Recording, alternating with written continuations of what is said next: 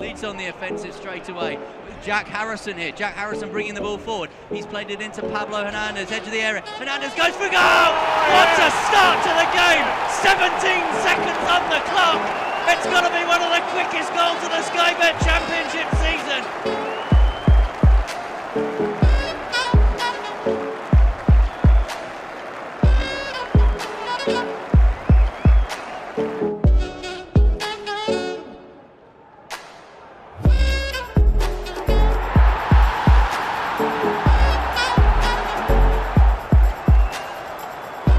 Here's Cook. Cook goes for goal! And finds the back of the net in sensational fashion.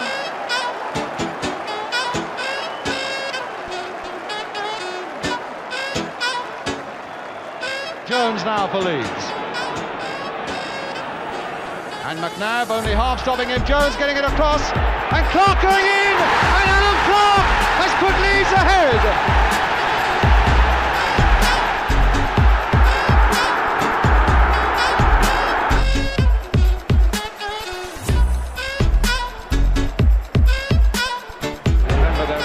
Live down under.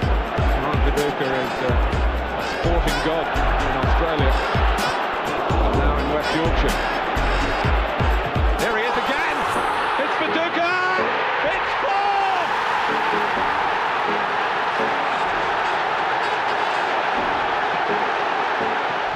It's all his own work. Well, hello everybody, my name is Conor McGilligan, this is One Leeds, this is the one watch-along that you should be here for. What is going on in your world, everybody? Let me know in the comment section below. We're back with domestic football, scrap all the international stuff, scrap all the 2-week breaks. We're back here talking Leeds United, and it's a monumental game, it's a big game in the calendar. Burnley, Leeds, Turf Moor, 3 p.m. Let's get into it. Good to see a lot of the regulars back in the building as well. What's going on in your world, everybody? Do me a favor, slap a like on the video. The algorithm is absolutely kiboshing us. I don't know if you've seen over the international break, but unfortunately, we're getting absolutely hammered, all content creators, by the algorithm. You have one job, everybody, and that is to just like the video. It's absolutely free. If you want to do anything further than that, that's absolutely fantastic. Thank you so much. But if you just want some free stuff, slap a like on the video. I feel like we've done enough on the channel, and we'll be doing much more on the channel to get you guys engaged, interacting, all that sort of good stuff. Thank you so much for that. Burnley, Leeds United. Let's get into it. Comment section. I'll dive in. Should I? Oh, I bet I will. I bet I will. Anyone else miss the get-in commentator? Bring him back. Indeed, yeah. I had an interaction with him on Twitter at one point. I don't think he was very happy with me. Bench is poor. We needed upfront options, I'm afraid. Let's go, Connor. Watching from Kosh. Shout out to Mike. What's going on? Boy, lad. How's it going? Niall, good to see you in here, mate. I actually got notified today, Connor. Yes, Stevie. That must mean that the algorithm, because of you guys, is actually working. Clark Kent, watch along. Mike, if any of you guys don't know, I have genuinely, some of you OGs will remember when I first put these on, and I thought, do you know what? I'm not going to do it because I look like an absolute twonk. However, vanity's out the window now. If I can't see the comment section, there's a problem. So I'm sorry. Look, Connor's gone from a 10. Wink, any of the ladies in the chat? He's gone for a 10 to a 6. Or if he was at a 6, he might have gone to a 3. Do you know what I mean? I'm only joking. I'm always joking. But listen, we're back here. Greetings from Chile, says Oliver Beckman. What's going on, mate? Forest lost again. They did indeed. Nathan Parkin says, if we are to stay up, we have to win today. Anything less isn't good enough and will be concerning for future fixtures.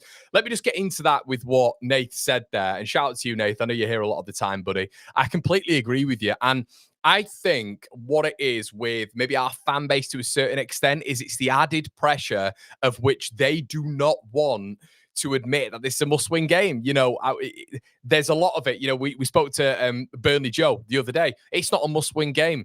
But Joe, we're talking off air about getting to 10 wins. If we're talking off air, and Joe knows this as well, and on air, about getting to 10 wins, how are you going to do that? You know, you got to think about confidence. You got to think about the mentality of the side as well. If they're to go through December, and I'm not saying this will happen, but if they're to go through December and struggle with the games that we've got. Liverpool twice, Chelsea, Man City. Confidence is a massive thing in football as well. If you're to go through that period and you're getting beaten every week, and I'm not saying that will happen, but that's not going to be great for mentality coming out the other end in January, February, March. It's not like the Championship. It's so different. You can get beaten down in the Premier League by most teams. So right now, you've got to stockpile. Right now, you've got to get these wins. You've got to get to those lucrative 10 wins. And in my opinion, Burnley are the weakest side in the Premier League. If they're bottom of the table for all of you, this should be a must-win game. Surely. Otherwise, what are we talking about? And it's always deemed as reactionary. You can't say this. You can't say, and that is because people don't want to believe that the pressure is on this game, because the pressure is on this game and the pressure's on West Ham. You can't put pressure on Sunderland at the very beginning of the season in having West Ham and Brentford and Burnley right at the beginning of the season, because they're must-wins for Sunderland. But when we get into that territory, it's not must-wins. Can't put that pressure on the lads. You can't do it. Look, as well, we'll get into the lineup in just a second as well. If you guys are following certain podcasts, it's great to see that a certain Willian Yonso is injured for this one. Well done, lads. If you know, you know. But if we are to talk about the Leeds United versus Burnley starting 11, everybody, let's get into it right now. Okay, Carl Darlow at the back, Jayden Bogle, Joe Rodon, Pascal Strout, Gabby Goodmanson. Can I be frank? Can I be absolutely frank? I don't like this starting 11 at all. Don't like it. There's a lot of things that have hurt me this week. I don't like the fact that Noah Okafor's agent is so tight with Fabrizio Romano that Fabrizio Romano tweets out how many days Noah Okafor's out of the starting 11 when we were told by Popey midweek that he might be available for this game, or he should be available for this game. It's not been a great week for Popey. But overall, when you're looking at it, you're thinking, okay, brilliant, fantastic stuff. He's going to be involved in this game. He's not. And I then look at the gaffer and I think to myself, okay, well, now you've got to change it up a little bit, because let's be brutally honest. And I hope I'm wrong.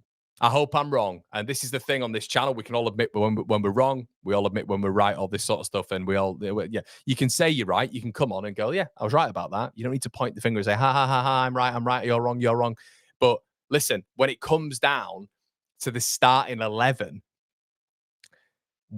I mean, I can't believe in 2025 we're talking about this. And do you know what I feel considerably sorry for? And there's still people who go, yeah, but what about Sheffield Wednesday? What does that mean? And we're talking about Yacobiol, of course, because Yacobiol, we thought at the beginning of the season, would give Leeds United the chance to be pragmatic, to do things differently.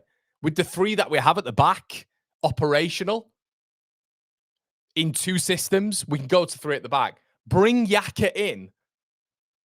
Pascal Strout wide left, in my opinion, in terms of a back three. Joe Rodon on the right-hand side of a centre-back partnership. You've got three at the back. As Roy Keane has said multiple times, players at this level should be able to adapt. So I'm not hearing any of that against the weakest team in the division. I'd have pushed Gabby Goodmanson. I saw the formation online the other day. Shout out to whoever put it on. But it was a really good visualization of what Leeds could have done today. So with that back three, and we've spoken about it multiple times on the channel, I'd have allowed Gabby Goodmanson and Jayden Bogle to push high and almost be that operational width that we could have had. I then would have focused Anton Stack and Purdue just in front of them, Altanaka or Sean Longstaff, whoever you want to go with. And then up top, Metra and DCL. That's what I'd have gone with. I think it's just so Farker. It's so Farker to go with this, a 4-3-3 with Harrison and Aronson.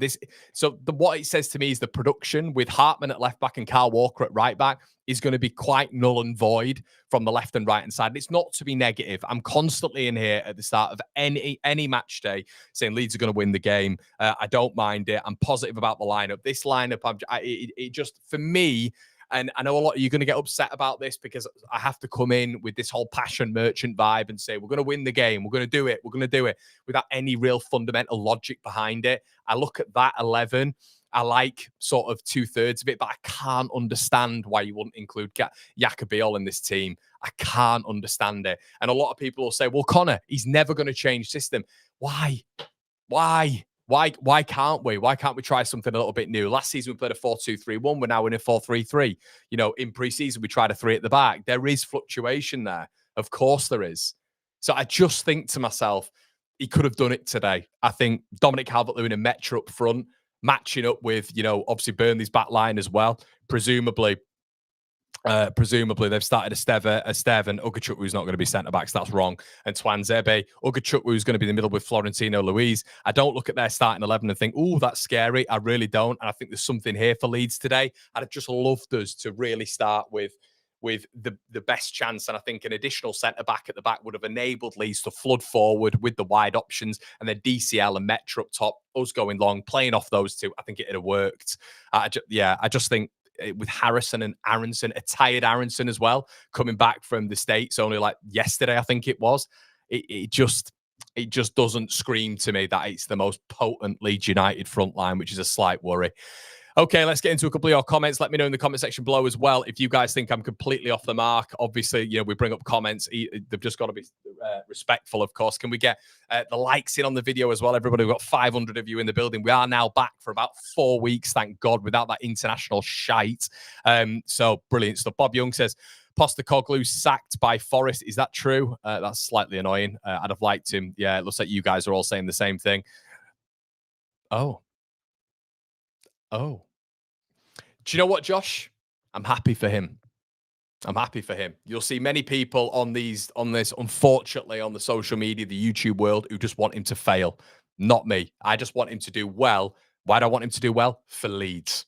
Not because it's Farker in or Farker out. I want him to do well for Leeds. That's it. So we can get a really good fee for him when he gets back. Or we can play him. That's all I want. That's what I want for Ramazani as well. The fact that I rate the players, it's got absolutely untoward. I put something out on social media literally an hour ago, or sorry, it might have been a day ago, putting the formation. Some guy responds and he goes, yeah, but you wanted Ramazani and Joseph in. You know nothing about football. What are they doing at their clubs? Now, if I was a wanker, I would go right back onto that tweet right now and go, what were you saying, mate? Is that a double for Matteo Joseph out in Mallorca? What were you saying? What are you saying? I'm not going to do that. I'm not going to do that. Do you know what I mean? Because it's not a point scoring exercise. What I want these players to do is do well. So it's beneficial for Leeds United, of course.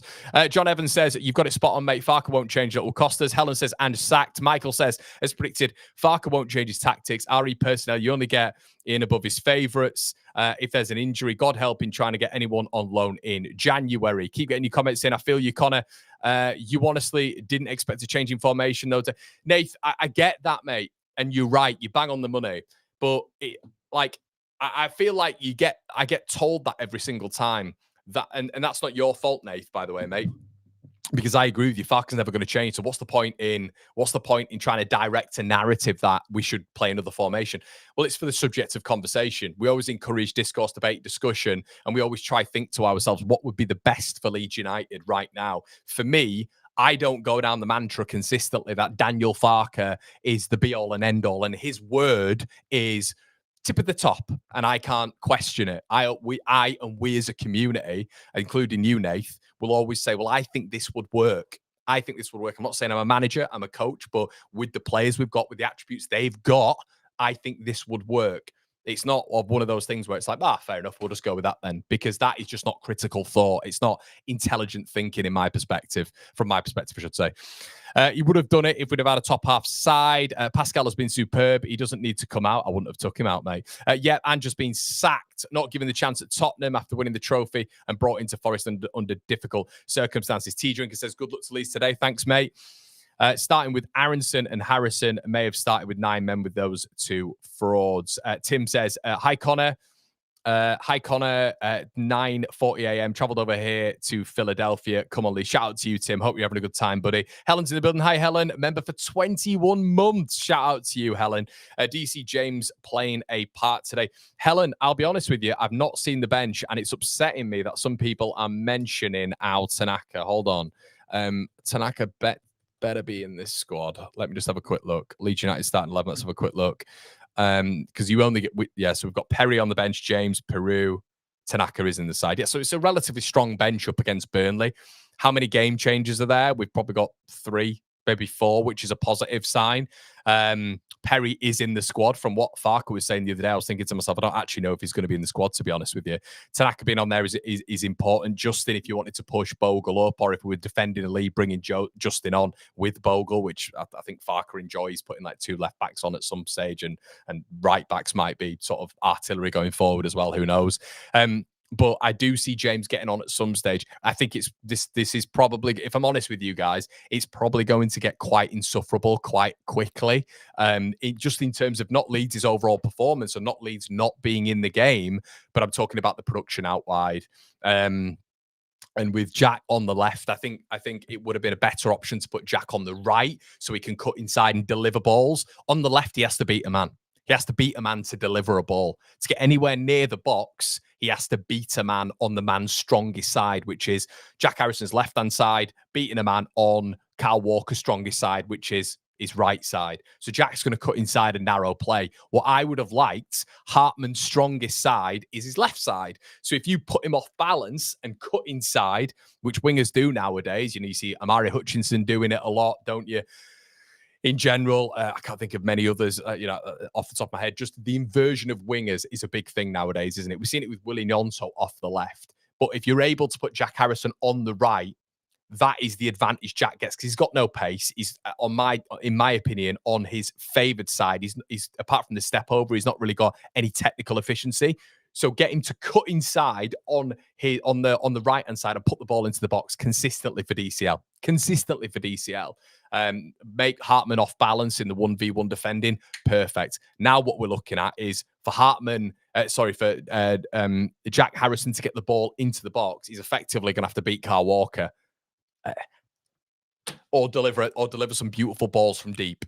So I would have put him on the right-hand side. But then you've now got a question of what would you have done with Brendan Aronson? Do you know what I mean? So that is then the issue as well. I think, So there's strategy of how this works, I think. Albin here, I was here warming up. Shout out to you, Kirsch. What's the atmosphere like there, mate? Darren Leeds says, I would have played 4 in midfield with Tanaka and Nemecha and DCL up top. Yeah, I like that, Darren. I think you bang on. Burnley going the same with 4-3-3.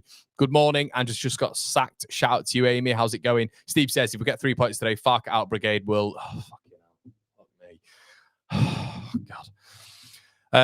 Mark Edison says, hi, Connor. Just heard Ange has been sacked. Remember when Paul Robinson said Leeds should break the bank and get Ange in? Yeah. I think a fellow content creator as well, and Mr. Joe Lynch, is a big fan of Ange as well. I've never been that hot on him, to be honest with you. He's just... Bielsa had just that aura about him, didn't he? But Ange just take serious principles from him. Steve says it's not a must win. It's the 8th game of the season. Okay, so where are the other wins coming from, Steve? Where are the other wins coming from? So this is a must win, in my opinion. 100%. 100%. The reason why this is a must win is because these are the weakest team in the division. So it's a must win. And if you're not winning this game, you've then got to pick up 3 points somewhere else.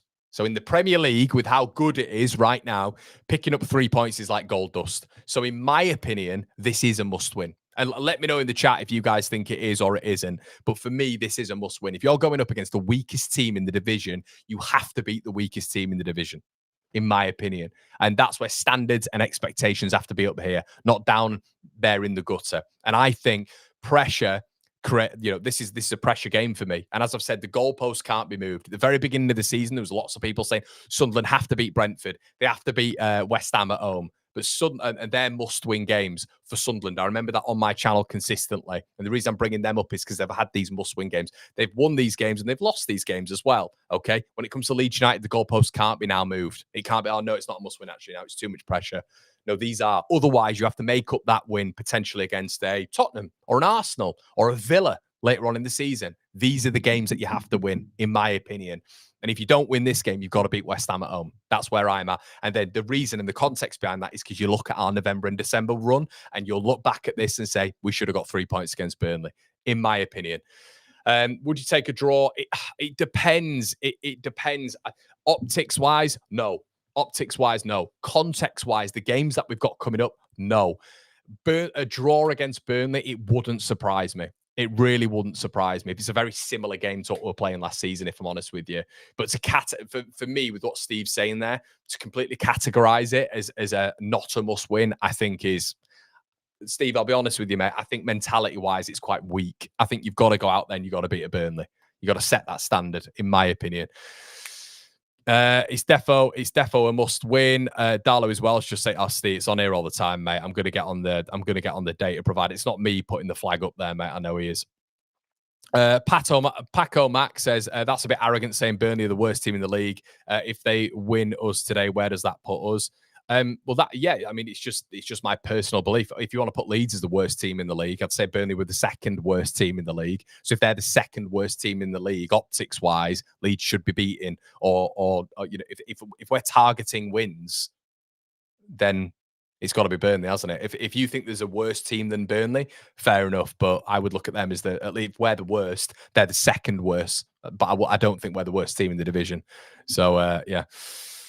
Connor, it's a must-win all day long. Indeed, my friend. Indeed. John says, cheers for your donation as well, Dan. How the hell does Harrison get a place? We don't have anyone else, mate. We don't have anyone else unless we change formation, which we know Farker won't do.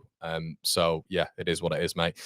Guys, can we slap those likes on the video? If we can get to 700 likes with how many of you are watching, that would be amazing as well. Come on, Leeds must win. Afternoon, Connor. Got to win this one. How you doing, Stu? Good to see you in the building, pal.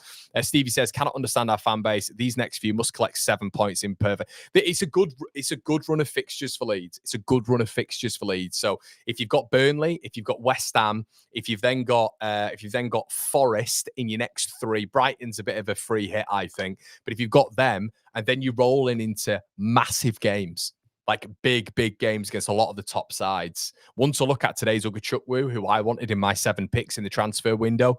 Ugachukwu and I would look at as well Hartman. I think they're probably Burnley's key players for today, I would say. But Leeds, I'm not saying that Leeds aren't going to get anything today.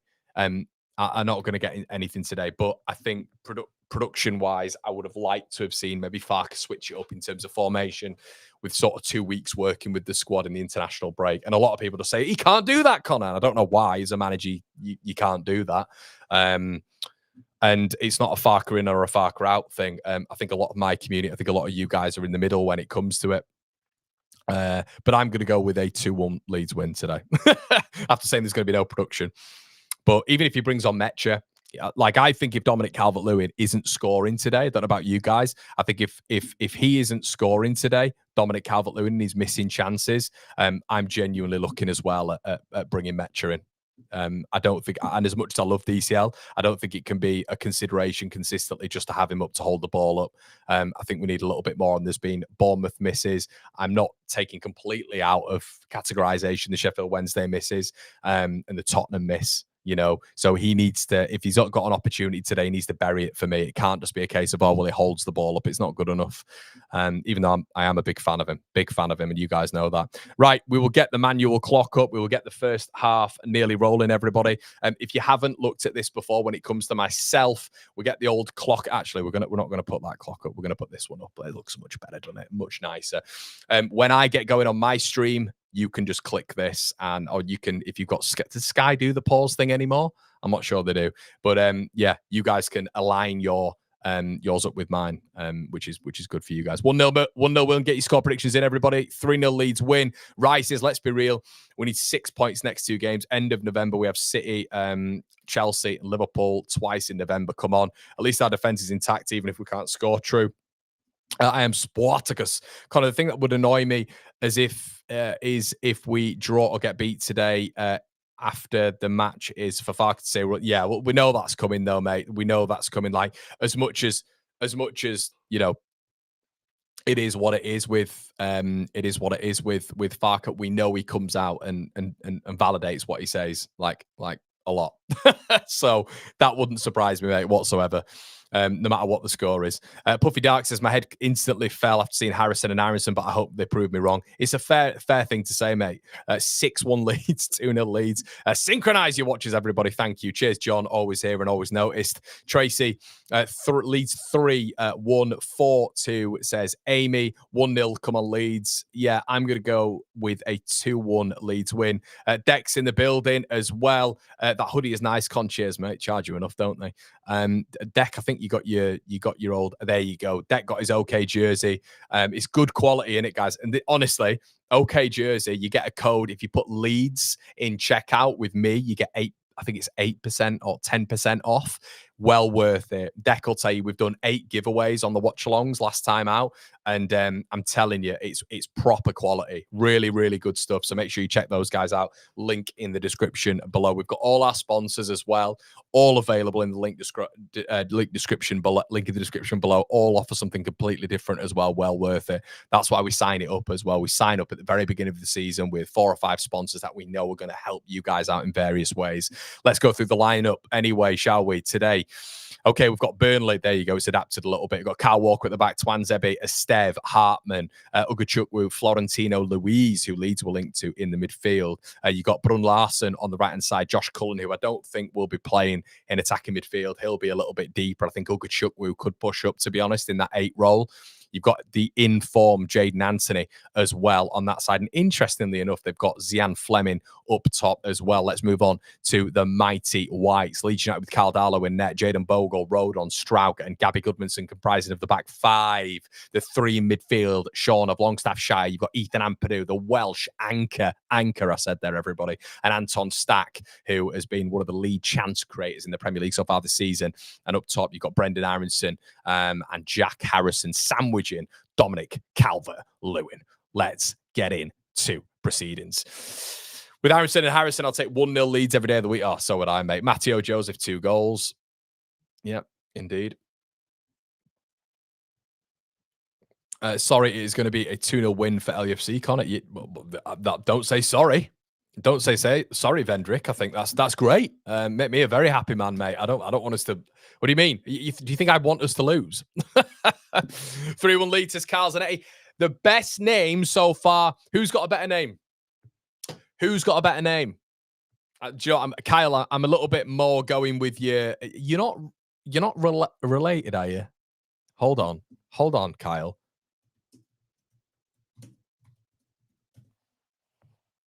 Oh, I thought you were related. I'm champion in a phantom. Dun, dun, dun, looking for ransom. If you know, you know. Do you know what I mean? Bit of TZ. Tom Zanetti. I thought you were his son then, but his son's called like Deacon or something like that. There you go. Leeds legend, Tom Zanetti. Never mind, you Kaiser Chiefs or your Pigeon Detectives. God, we need some better bands in and around Leeds, don't we? We need better bands. Especially when certain bands go on certain podcasts and say that they would like a certain player to be injured. If one of our players was to be injured, we'd take that player. What an interesting thing to say.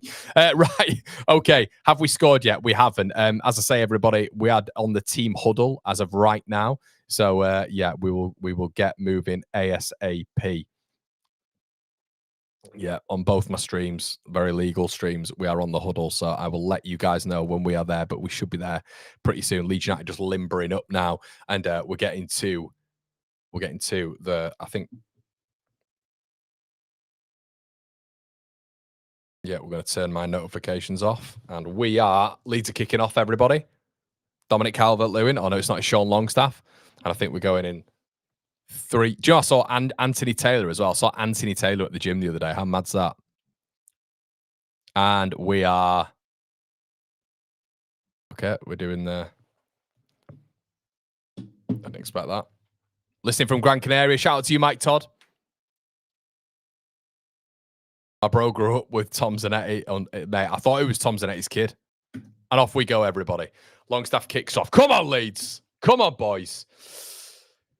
Big game for the Whites. Bowie Doctor says must win in it, 100%. Stevie Leeds says this team selection reminds me of the away game to West Bromwich Albion, possibly the most boring game ever. Yeah, I feel like we need an injection. We needed an injection of some sort going into a game like this, like an Okafor or I don't know, maybe a Metro up top, just something. I agree with you though, mate. It's not one of those that is going to be the most. Well, I hope I'm wrong, but it doesn't scream exciting game, does it? Especially with the wide options that we've got, which just aren't gonna.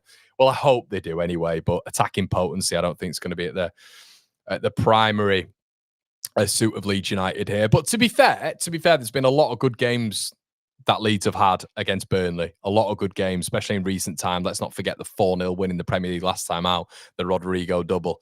Okay, Dominic Calvert-Lewin knocks it on, wins his first header. Brendan Aronson behind. Now, what can he do? Can he make the right decision? Brendan Aronson gets mixed up, plays the ball behind Jayden Bogle, who fires it in. Fucking Aronson, mate. Oh, God, we've got a long, arduous next couple of hours, everybody. But Aronson doesn't win it back. No, Burnley look like they've got out of it. Jayden Anthony. Already, I think that's a Burnley ball, is it? Oh, it's a Leeds ball. So just to give you guys the context, if you missed that, Dominic Calvert-Lewin with a brilliant winner in the air, flicks it on, and Brendan Aronson is behind Burnley's defence. He's still got two players to get beyond, but he kind of, the ball gets, it's water is wet in it. The ball gets stuck in between his feet and he plays the ball out wide to Jayden Bogle, just a little bit behind him. Bogle has to regain the ball a little bit, and he gets a low cross in. It looks like Jack Harrison is that deep now. He's playing left back, which is bizarre. Okay, Carl Darlow goes long again, straight to Dominic Calvert-Lewin, and Dominic Calvert-Lewin wins it again. Brendan Aronson on the ball, passes it off. Dominic Calvert-Lewin with a really good start for Leeds United. Aronson passes it off. Ball played into the box. So, I mean, it looks already that Leeds are just trying to play this ball into the box, which is good because we're going to have to do that today. And DCL will know that. But you just need to get players in and around. I mean, Jack Harrison's literally playing left back. So I think Gabby Goodmanson's further forward, it looks like. But we're just going to have to put the ball into the box. This is how this is going to work today. Aronson on the ball, tackled. They come away with it. Jayden Anthony moving through the middle. Obviously, he's been really informed this season. Tackled by Ethan Ampadu. Leeds come away with it. Aronson loses out to Carl. It's Hartman, isn't it, on that side? Already, Brendan has lost. Anyway, let's not get into that. You're kind of negative, even though you're just pointing out facts. He's lost the ball 3 times. Okay. Burnley on it anyway, having their first bit of sustained pressure. The pressing game for Leeds will be quite interesting here as well, I think. Josh Cullen plays it back. Ugachukwu on the ball now. Aronson does well in the press, and it's a Burnley ball. But yeah, good start from Leeds. Mark Fisher says, Aronson is such a frustrating player to watch, drives me mental. Dave says, hypothetically, if the front three started every game this season, how many goals do you think they got? Oh, mate, we'd be down. We'd be down. 15, 13, I'd say, mate. 13 goals. Yeah, Jack Harrison, I think GNA in the last 2 years has scored, as GNA-wise, I think even last season he had one GNA. Brendan Aronson scored 2 goals in the championship. I think it was 2 assists. No, sorry, I think he got 9. How many did he get? I've just got 9 and 2 in my head. I don't know if it was 9 goals and 2 assists. I'm not sure what it was, or vice versa. How many? Let's have a look. How many goals did Aronson get in the championship? I've got 9 and 2 in my head. I don't know why. Brendan, to be fair to him, scored 9 goals in the championship. Yeah, okay. But that's good for Brendan, to be fair. I don't think he'd be doing that anywhere near the Premier League, though. I don't think that would happen. Burnley having a bit of sustained pressure now.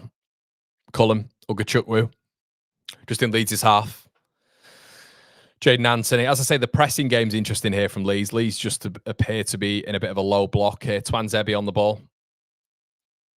Tries to turn Leeds around for Kyle Walker. Jack Harrison does well to intercept. Jack Harrison just on this left-hand side.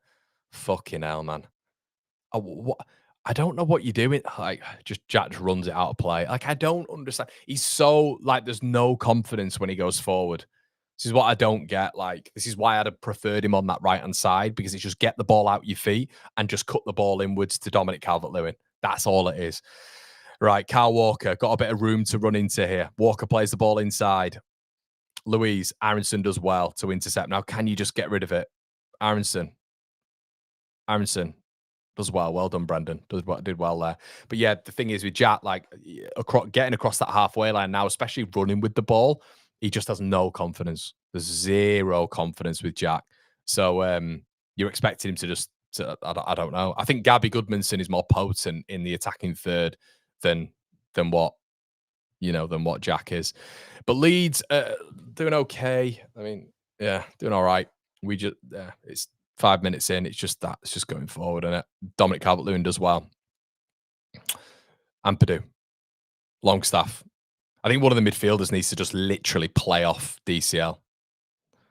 Aronson does well. Brendan overlap. Jayden Bogle. Bogle wins a corner. No, he doesn't. Good defending. Good defending indeed by, I think it's Jaden Anthony. Yeah, good defending there from Burnley. Really good defending. Thought Leeds had just won a corner there. Hartman wins a throw.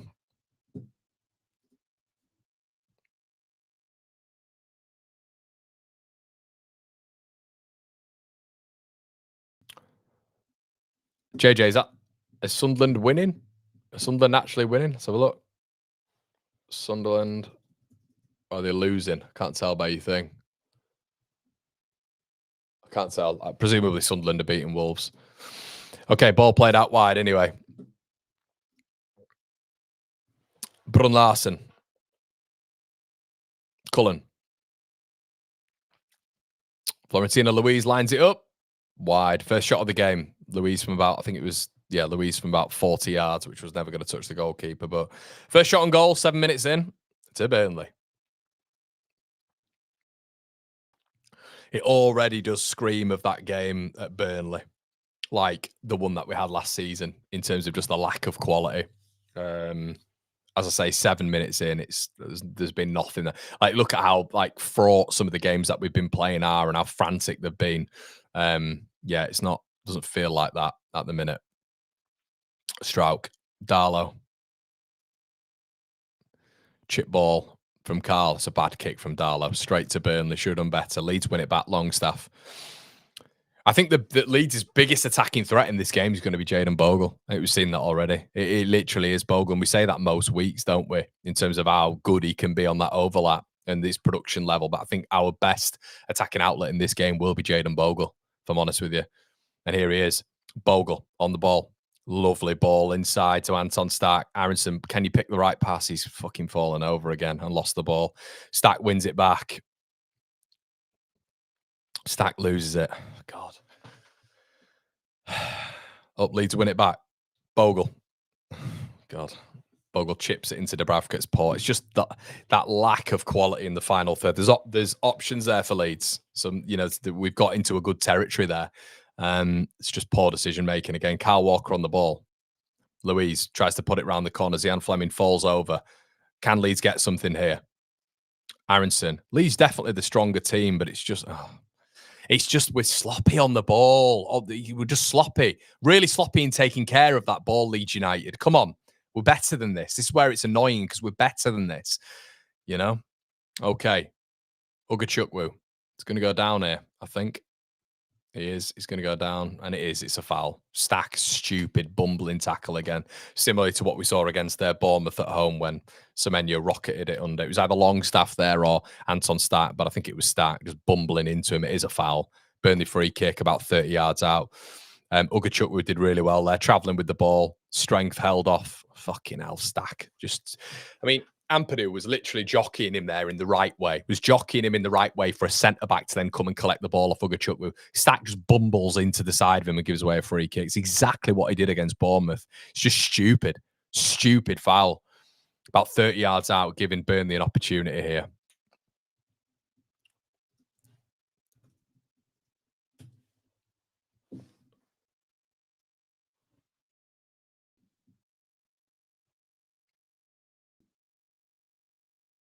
Oh, Bournemouth beating Palace.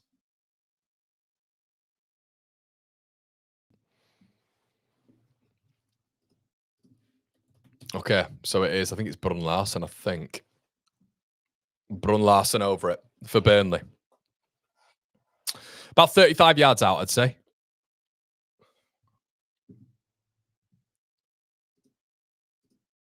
$35 yards out. Brun Larsen over it. Is he going to test Carl Darlow? He does. Straight down Darlow's gullet. Saved by the goalkeeper 10 minutes in. Burnley with a couple of shots on target now. Longstaff goes down the line. Jack Harrison goes back. You've heard those words before, haven't you, people? Lovely crisp sort of mid to long range pass there by Pascal Strout. Leeds just need to up the intensity, I think. But it is options, isn't it? I think it is options. Sean Longstaff needs to turn out when he's getting the ball in the midfield. I feel like every single time he's got that closed body approach that we talk about on the channel. Bogle, turn out, Sean. He does well. There he turns out. Sean, inside. Anton Stack. Oh, he's what is he doing? Stack's got an opportunity to shoot and he narrows the angle for himself. I don't know what Stack's doing. Dominic Calvert-Lewin over the bar. If you guys are watching the game here, a lovely little ball from Jayden Bogle. Again, centrally. Stack's got the opportunity to shoot, but he goes back into a congested area. Ball gets played all the way back out wide to Brendan Aronson and Dominic Calvert-Lewin overhead scissor kick over the bar. Strange that for me. Anton Stack, it opened up for him. It opened up for him and Stack decided to go back out wide. Decision making again from Leeds United just there. Good opportunity that for Leeds. Jaden Anthony, long ball there by Dubravka and Anthony's got hold of it. Leeds won't want too many of those. They need to be dealing with those long balls. Esteve goes long. Gabby knocks it off Zian Fleming. Does well, Gabby Goodmanson. Anton Stack now. Feathers the ball out wide, just gets to Bogle. Anthony was closing it down and Bogle didn't ever recover from that. It's a poor ball from Anton Stack. It's a hospital ball and Leeds give away a stupid foul again. And it's Ugachukwu on the deck and it was a foul. Leeds need to be, we need to be a lot better in possession, this team. I've noticed this in many games. It's all well and good, the whole blood and thunder approach, and Leeds have been good in phases, but there also has been a lot of sort of phases this season where Leeds have been really poor in possession. It's sloppy in possession. You know, I remember the end of the Fulham game, the start of the Wolverhampton Wanderers game, where we started a little bit on the back foot towards the back end of the Everton game. They just need to get a little bit better on the ball, Leeds United. So they're more than capable. Hartman, ball into the box. Rodon away. Strauch away. Josh Cullen. Burnley regain it on the edge of the area. They come again. Ball into the box by Hartman. Blocked by Brendan Aronson. Yeah, Leeds just need to get on the ball a little bit more. Get on the ball and be a little bit more careful on it. Wakey White says 0-2 DCL brace.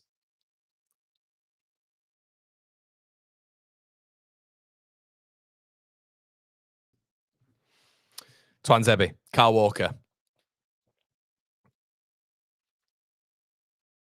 Walker forced out wide to Brun Larson, who cuts inside and does well against Gabby Goodmanson. Zian Fleming flicks it off. Brun Larson plays the ball out. Good football by Burnley. Ugachukwu blocked. And Leeds win the free kick. Good defending. Good defending. But Burnley, I mean, they're not looking exceptionally potent, Burnley. But they're gaining a bit. It feels like Leeds are like counter-attacky at the minute.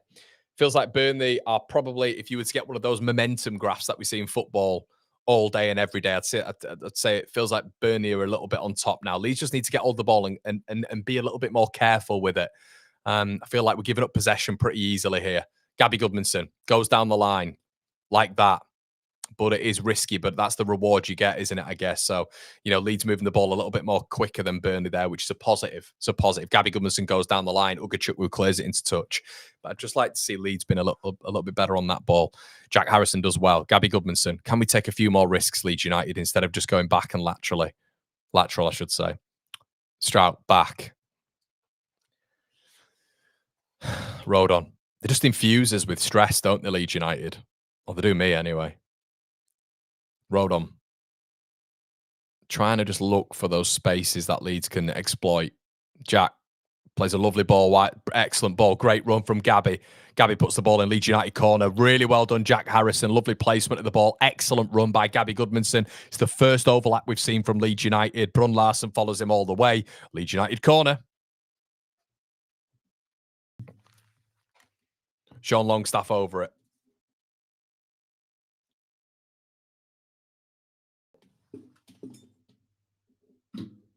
Come on, Leeds.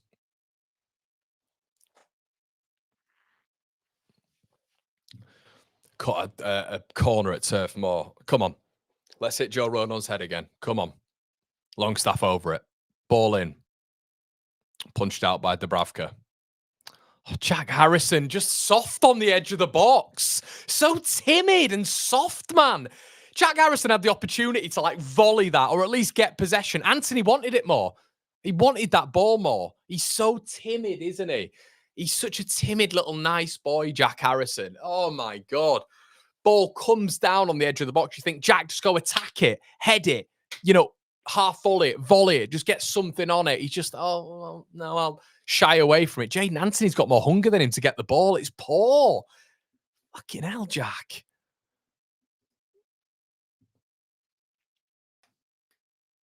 Ball over the top. Brun Larson. Ball into the box. Burnley corner.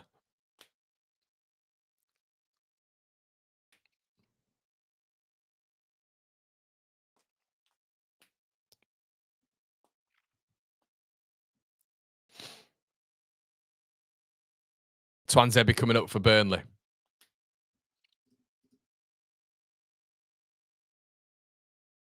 Got to be careful here, Leeds.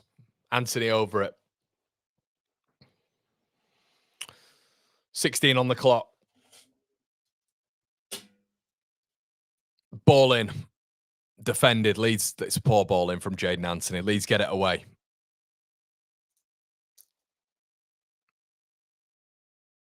Ball in again from Anthony. Gone all the way through. Good defending, Leeds.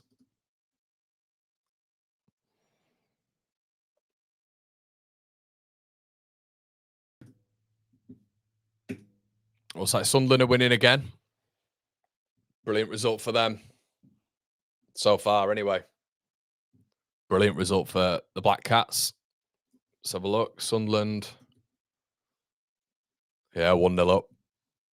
Doing all right, aren't they? That could be that. I mean, how have we given away another ball here? What is going on? It's another throw for Burnley. They just had a corner. Is it fucking Darlow? Excuse my French. Just get your basics right, Leeds. Just in possession.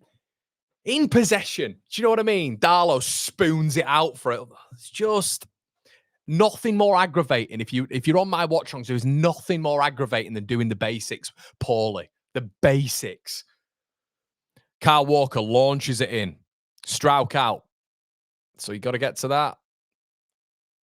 Harrison does. Throw in again.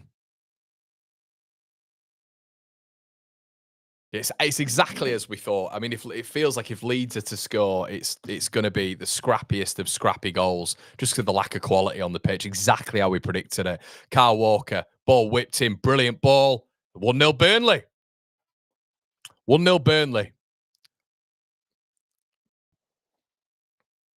Ugachukwu, of course it is. The one who Connor wanted in the summer, of course. Abhorrently bad marking from Leeds. No one anywhere near him. Absolute shite defence. And yeah, I'll be honest, guys, it doesn't surprise me. It doesn't surprise me. You can tell the momentum of the game, the way it's going. Leeds just sloppy in possession and shite. Really, really poor. It's not some great analysis there, but look how slow we are to get out. Kyle Walker, no desire of Jack Harrison to go out and mark the man. Leeds have got an ability. Leeds have got time to mark up the big men in the box as well. Look at this. They've got time. It's fucking embarrassing defending from Leeds United. They've just left a 6'3" man in the box and he couldn't miss. Couldn't miss. Embarrassing from Strauch and Rodon. Horrific defending. Whoever's in the middle, Stack, it looked like, was there as well. You cannot be getting beat like that. It's pathetic. It's not been a good start from Leeds. It's not. We've allowed Burnley to get into the game. It's 1-0. It's crap from Leeds United. And a brilliant ball in from Kyle Walker, who wasn't shut down by Jack Harrison quick enough. Abundantly bad from Leeds United. And once again, we find ourselves 1-0 down. How sustainable is this in the Premier League? I don't care what team it is. How sustainable is this in the Premier League to be 1-0 down and to be recovering Leeds? Now, with our response rate has been pretty decent in the Premier League. It's been pretty decent. But when you're 1-0 down consistently, it's not sustainable as a newly promoted side. So we've got to sort our shit out when it comes to this. Now, we all saw how this was going to go. We all knew how this was going to go. Lack of production out wide. So I don't understand, for me, why when you've got 2 weeks with the side. I know it was very, very recent injury news. I'm not going to pour shit on the already, broken sort of method here, in a sense. But you've got players out. We all know you've got players out. Adapt the system. Adapt the system. This is shite. And Leeds are already under pressure again. Darlow knocks it out. There's no like vein of playing here at all. It's exactly how we thought it would go. Exactly how we thought it would go. Do you know what I mean? And once again, from the, I mean, Carl Darlow, that shank out from the back or whatever the hell you want to call it. Goodmanson. Got to be a response. Just go. Just take a risk. Can somebody get the ball and be brave? Can somebody do it, please? Or are we just going to do this consistent thing where it's just pass, pass, pass? Jack Harrison loses it again. Burnley win it back. This is tripe from Leeds United. It's absolute tripe. Giving the ball away consistently. Garbage.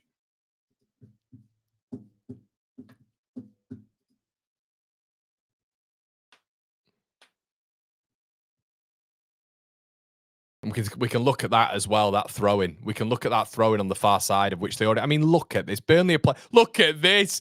Brilliant football by Burnley. Where are we, Leeds? They're in again. It's Brun Larson. Brun Larson. Good defending by Gabby Goodmanson. Brilliant defending. Just midfield's nowhere to be seen. Midfield's an embarrassment so far in terms of just being up against that defensive player. DCL is having to drop so far deep. Longstaff. Got to react. This is poor from Leeds. Really poor last 10 minutes, to be honest with you. Leeds haven't been in the game. Aronson plays the ball behind Jaden Bogle. Ampadu. Strout. Side to side to side to side to side to side. Goodmanson. Jack Harrison. Can you take him on? Can you be brave? Okay. Aronson. Lets the ball run across him. Just pass it to Bogle. Does. Bogle. Can't get the ball across. Good defending there by Stev. Jaden Anthony. Oh, Jaden Anthony wins a throw. God. Chaos says, Connor, sorry, Connor, what have I missed? A goal, mate. A nice Burnley goal and Leeds just starting really poorly. Mark says, why do we set up so negatively? We were the team on the attack for years and it worked. Yet now all we do. Yeah, he's a conservative boss, mate. And people will say, like, you know, what else has he got to work with? Well, change your system. You know, I mentioned this at the very beginning, but Roy Keane, he would always say, like, when Man United used to change in game, you know, the players are intelligent enough. Players are good enough. You're playing at the best in the best league in the world. And you're telling me players can't adapt. What, to three at the back? Like, come on. Come on. Well, we can't do it. It's just an excuse. But yeah, I would have liked to have seen Beal in the three today and then push Gabby Goodmanson and Bogle very high. And they've not got that much pace on the counter-attack, Burnley. You know, you can deal with that. Lyle Foster's not there as well. This is poor from Leeds. It's not been a good start. Anyway, Ampadu on the throw.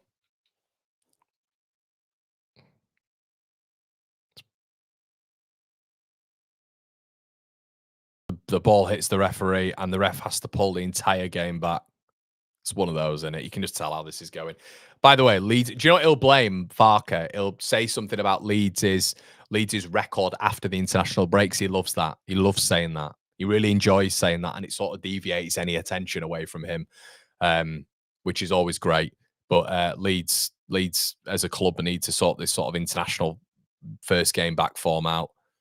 Ampadu. I never understand the drop ball thing. Leeds have got momentum in their half and we drop the ball back so they can regain shape. See, this is exactly what we said as well. Jack Harrison will not take Kyle Walker on. He won't go anywhere near him. He's terrified of him. Terrified of him. And Kyle Walker knows that already. He's forcing Jack back every single time. Stack. That's why we need... I feel we needed Tanaka in this game as well. I feel like we needed Tanaka, someone who control and start dictating play a little bit. There's no one near Dominic. No, I'm going to stop moaning, but I'm inside. I'm seething at this. Absolutely seething at this. That's why watch-alongs are dangerous. Bogle wins a free kick. Well done, Jaden. There's nothing being shown by the midfield. There's not like Longstaff isn't opening his body near enough. He's not doing it. He's been pressed by Cullen. He's not opening his body enough. Okay. It's very easy to just play the ball back to the person who's giving you the ball. You need to start taking some risks. Stack is nowhere. Stack is absolutely nowhere. Stack's just done it now. Closed body. There needs to be some serious improvement here. Ball played over the top to Dominic Calvert-Lewin. But so we'll explain this as well after we just have this attack. I think what confuses me about this whole thing, guys, and let's talk a little bit tactically here. If Joe Rodon's just played the ball long there to Dominic Calvert-Lewin, which I encourage, but if there's no players in and around Dominic Calvert-Lewin, we're talking about the first contact, but where's the second and third? Because Dominic Calvert-Lewin is trying to contest the ball against two centre backs. So what is the point in playing it long to Dominic Calvert-Lewin? Why would you do it? If you can see Jack Harrison close to Dominic Calvert-Lewin, then play the ball. There's no point in playing a long ball if it's Dominic Calvert-Lewin against three men, because he might win the first, but he's not going to win the second or third contact. Doesn't make any sense. It's just using your brain in football. Rodon. Harrison, turn and run. Go on, be direct. Jack Harrison. Okay, plays the ball out. Gabby Goodmanson. Harrison on the overlap. Goodmanson ignores him. Good lad. Ball played into the box. No one there. We haven't had a shot yet against Burnley. Ball played in. Deflected. Yeah, they're just better than us here, everyone. They're better than us. If you're not watching, Leeds are not difficult to contain here. It's not difficult. We do not look like, as of right now, nearly 30 minutes in, we do not look like scoring whatsoever. And look, you can see the ratings there on the side of the screen. We're getting the midfield's not high up the pitch, so we're not able to press on their back line or offer any sort of assistance to Dominic Calvert-Lewin. We're not good in possession. We're giving the ball away too much. The wingers aren't wingers.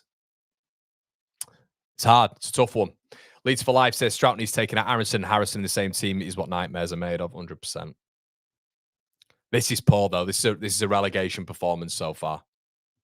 It's really, really poor, and I'm struggling not to criticize it really because this is. I'll be quite truthful with you guys. This is absolutely shite, and Burnley have got our number so far. It's pretty relatively easy this, so let's hope we can turn it around. But I think there needs to be changes already. I'd be putting Tanaka on already, doing the old Bielsa thing where he used to hook Phillips off when he wasn't performing. Cullen, ball in, brilliant ball in, defended. Strout then misses it. Leeds hack it away. Stack.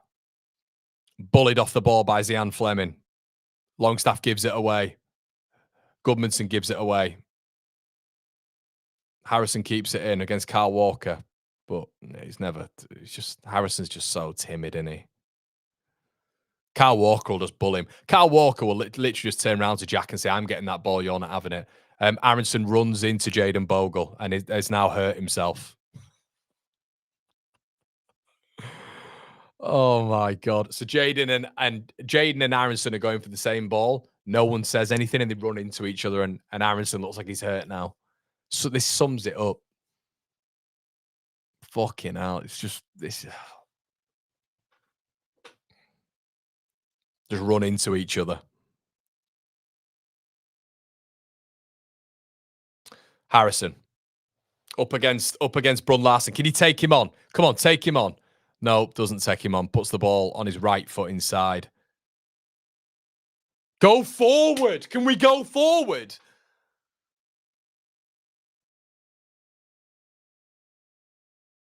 Goodmanson.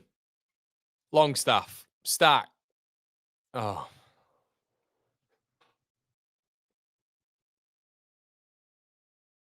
Fleming holds it up. Does well. Guys, it is bad, this. It's really bad. It's very, very bad. This reminds me of like a game against Millwall at the Den. You know, where Leeds just look like they're lackluster. The other team are a little bit more up for it. They're the first to every second ball. I mean, Jack Harrison looks lost. Looks absolutely lost. And they're playing through us. Hartman. Zian Fleming. Turns the ball around. But it's better for... Leeds are getting up the field in terms of a press, but... Darlow with a fucking shit kick. Darlow's starting to annoy me. Darlow's really starting to annoy me because he's putting Leeds under pressure. He's got time on the ball there, and he's simply just lofted it into the air. No direction. I'll be brutally honest with you, though, guys, as well. Florentino, Luiz, and Ugachuk were winning the midfield battle. And Cullen. There's one midfield that's on top here, and it's not Leeds' at all. I don't think I've seen Ampadu on the ball. Ampadu's just been marshalled by Ugachukwu. Stat goes long. Better. I don't know where Aronson's playing. Aronson's just stood on the last line of the defence, so it's Bogle wide right by himself, it looks like. This is fucking crap. Harrison wins a free kick. Leeds right now could send a glass eye to sleep. That's how bad it is.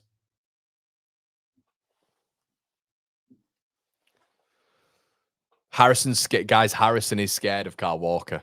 He's scared. He won't go near him. Will not go near him. He's won a free kick. He just cuts inside every single time. And I know you're playing to your attributes. I get that. DCL does brilliantly well. Brilliantly well. Jack Harrison on the overlap. Now go on, Jack. Think about it. Take him on. Take him on. Won't take Walker on. Retreats. Goodmanson's going to have to do it instead. And he can't. Why will you not take him on? Take him on. Be brave. Do you know what I mean? Am I watching a Premier League footballer here who's just scared of a 35-year-old Kyle Walker? Just comes up against him and retreats. I literally said this had happened in the preview as well. I know Jack Harrison.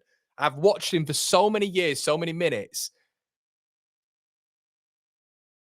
And he's scared. He's scared of running up against Kyle Walker. It's the fear of failure. We always know he's a confidence player. He's got it back now. Come on. Do something. Produce. Jack Harrison plays it forward. Finish Aronson. Oh, he's missed. He's at the post. I mean, you've just got to score. Lad, Brendan, you've got to score. You've got to score. Fuck me. Yeah, Brendan, you've got to score there, mate. Leeds win the ball back high. Great pressing from Jayden Bogle. Jack wins it back. Plays a ball in. Simple ball in. Aronson's got to score. Ball. I mean, straight at Dubravka, and it goes underneath Dubravka, and it's the post. It's a shocking effort. Shocking effort. It's just, the good thing is Dubravka's completely fumbled that. It's gone underneath him, and it's hit the post. He's got to score.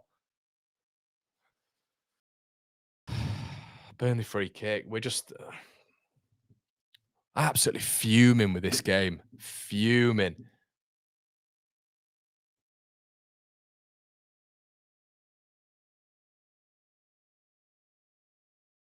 It's got to score. He scuffed it, Aronson, and Dubravka's got his angles all wrong. It's gone underneath him. It's hit the post. It's not a brilliant save, David. It's not a brilliant save, mate. It's straight at him, mate. I'm not even being negative, pal. You could take a touch and just place that in. It's got like, come on. It's straight at the keeper, and he scuffed it. He's got all the time in the world in a Premier League football match. Had to score. Had to score.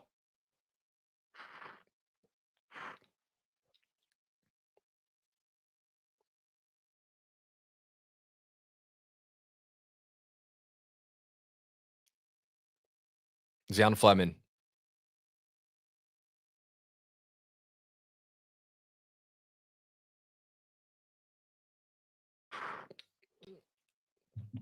Oh, God. Adrian says second half 4-1 win. I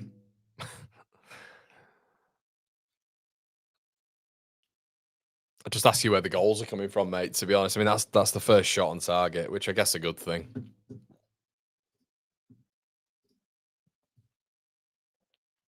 It's another ref that's not strong enough as well. It's another ref that's not strong enough.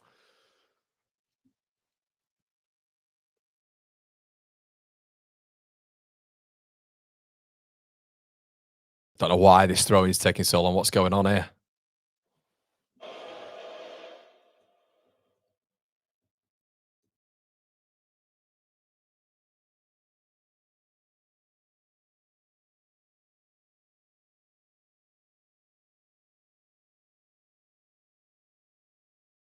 Possible violent conduct. And it's just, of course, there's nothing. Completely pointless. Takes away like 2 minutes of the game for VAR to check something that's not, happening. Yeah, I don't know. It's not been good, this. It's been really bad. Really, really poor. They're in again here. They're just getting between us too much. The midfield's winning it. They're getting between the lines. Ugachuk win, Louise. I mean, if they score another one, it is completely game over because Leeds have been that bad. At 1-0, you've always got a chance. But Goodmanson. Jack's got to move. He's got to move. Jack goes back to left back. Can you frigging move forward, Jack Harrison? Please, for the love of God.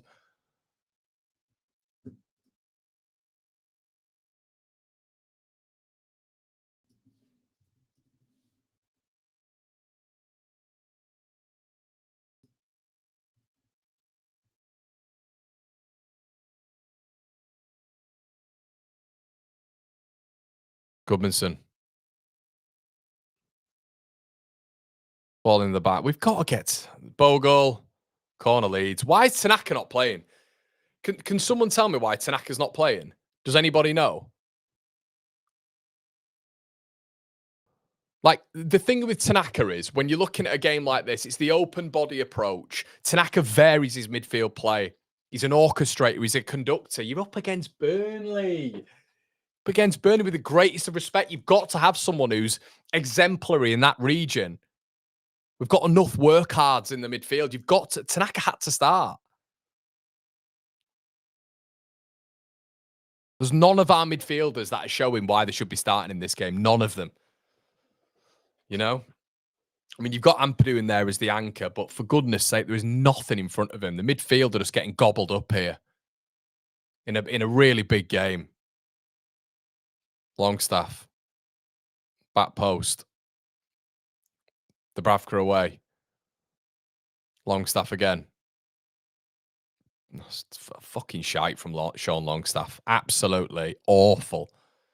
Awful. He's been nowhere, by the way. Nowhere.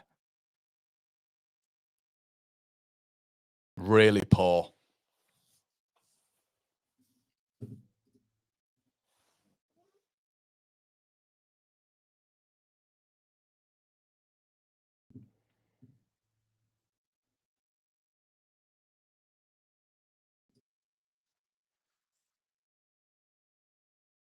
Oh, I was looking at that Joseph goal.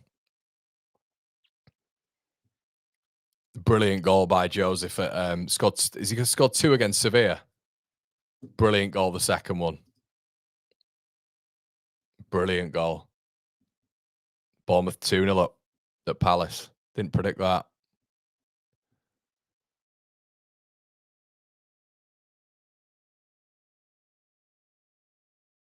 Great goal. It's just side to side stuff in it. It's so boring. Just no like creativity. Goodmanson. At least Goodmanson will have a go at their fullbacks. Ref gets in the way of Stack.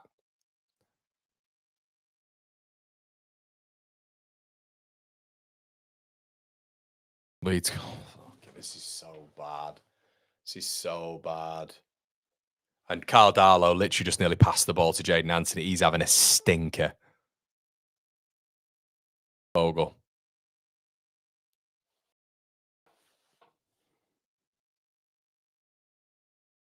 Ampadu. No urgency. No creativity. Literally, it's fullbacks. So why not just get Metron? Why not just get Metron? Just what I'd be doing is putting players on. Longstaff, turn out, mate. Turn out. Easy man Longstaff. Just wants the ball in, they'll give it back. Why don't you turn out? Turn out. Goes back again. Just hiding. Absolutely hiding. So easy to do that. Show for it. Move. Create a little bit of space in there. Sean Longstaff stinker so far. Goodmanson. Harrison. No, it's not a corner. He just kicked it against him for a throw-in.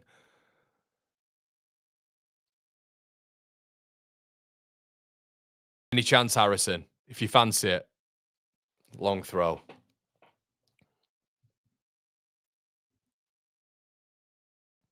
Oh my God, Ampadu. Ampadu, you don't need 10 minutes to throw the ball into the box. Just hurry it up.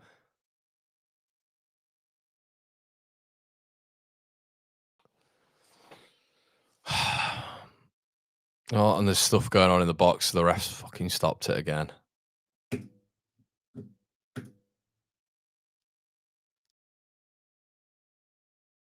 It is worrying, Ryan. It's massively worrying. Massively worrying. It's absolutely crap. Ampadu with a kind of long throw. Nodded on. Aronson headed out. Playing the ball into the box, and we've just got nothing. Aronson again. Ball in. Headed down. Jack Harrison. Oh my God. God give me. How is he a Premier League footballer? If he's a Premier League footballer, I've got a chance. Bearing in mind, he's had 3 years.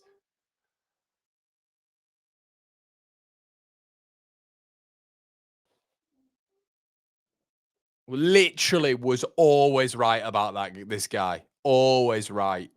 Good Lord.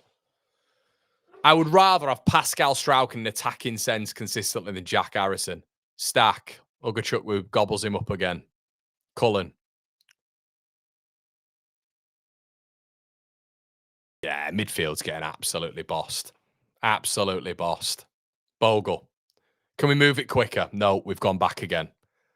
There's no like incisiveness when we're on the ball to move it quickly. We allow Burnley to get back into shape. I'm being brutally honest with you guys. This has been the most negative watch along so far this season, but I think rightly so. Bogle throws himself to the floor. Burnley come away with it. Ugachukwu, who's absolutely been the best player on the pitch. But Leeds are winning it back, right? Leeds are winning it back. We are winning it back, and we have it, and Burnley aren't able to get out, but we can't do anything. We literally cannot do anything. How can you spend 100 million quid in the summer and not be able to do anything against Burnley? Goodmanson, brilliant Gabby, doing something. And then loses it. Ugachukwu. Bypasses our midfield easily. Strout gets taken down by Zian Fleming. Leeds just get it back and we don't do anything. It's just short, side to side passing. There's no speed in our play. You know, you get the ball, find the gap, move it, take a man on. Nothing like that. It's just keep it. The old Farker ball, which we've seen for years, which in some games you need to just be a little bit braver. We need someone to take a man on, drag him out of position, play a long ball. We don't do any of it. It's pass. And it's easy. It's just easy for the opposition.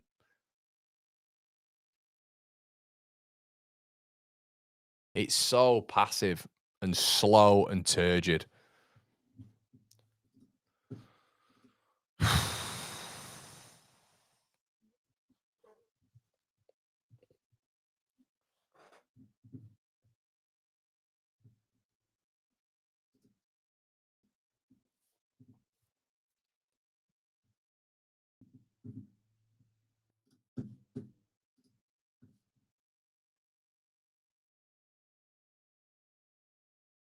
I don't enjoy watching with this as well, everybody. I wanna provide excitement and want to have these watch alongs and really enjoy it. This is just thoroughly unenjoyable. I mean, at least the Bournemouth game was a bit of excitement, but this is just dreadful. Goodmanson, foul. A little bit of excitement from Goodmanson. Thank God. Literally, Goodmanson's our best attacking player. So this is how bad it is. Gabby Goodmanson is the only attacking outlet we've got at the minute. Dominic Calvert-Lewin's barely touched the ball. We might as well be playing with about 7 men here. I'm sorry. I'm trying to provide a bit. I'm not trying to provide a bit of hope. I'm just trying to be real. Leeds with a free kick now. I think probably the only opportunities we get back in this game are set pieces. Right on the stroke of halftime, you've got to test the goalkeeper. And Brendan Aronson had to score, by the way. Had to score. Right. On the edge. This would be perfect if it went in. On the edge. He scored from further out before. Anton Stack.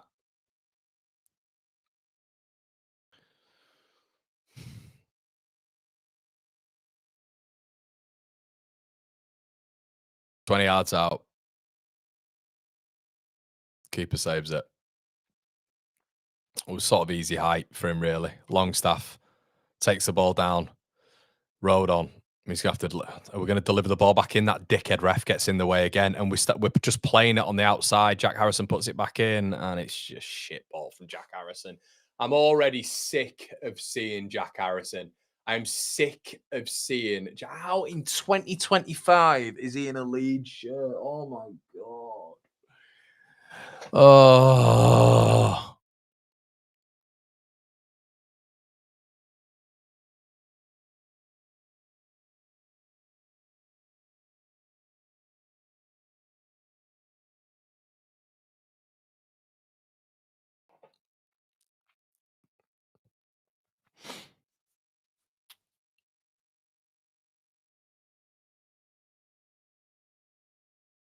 God, it's bad. This is really bad.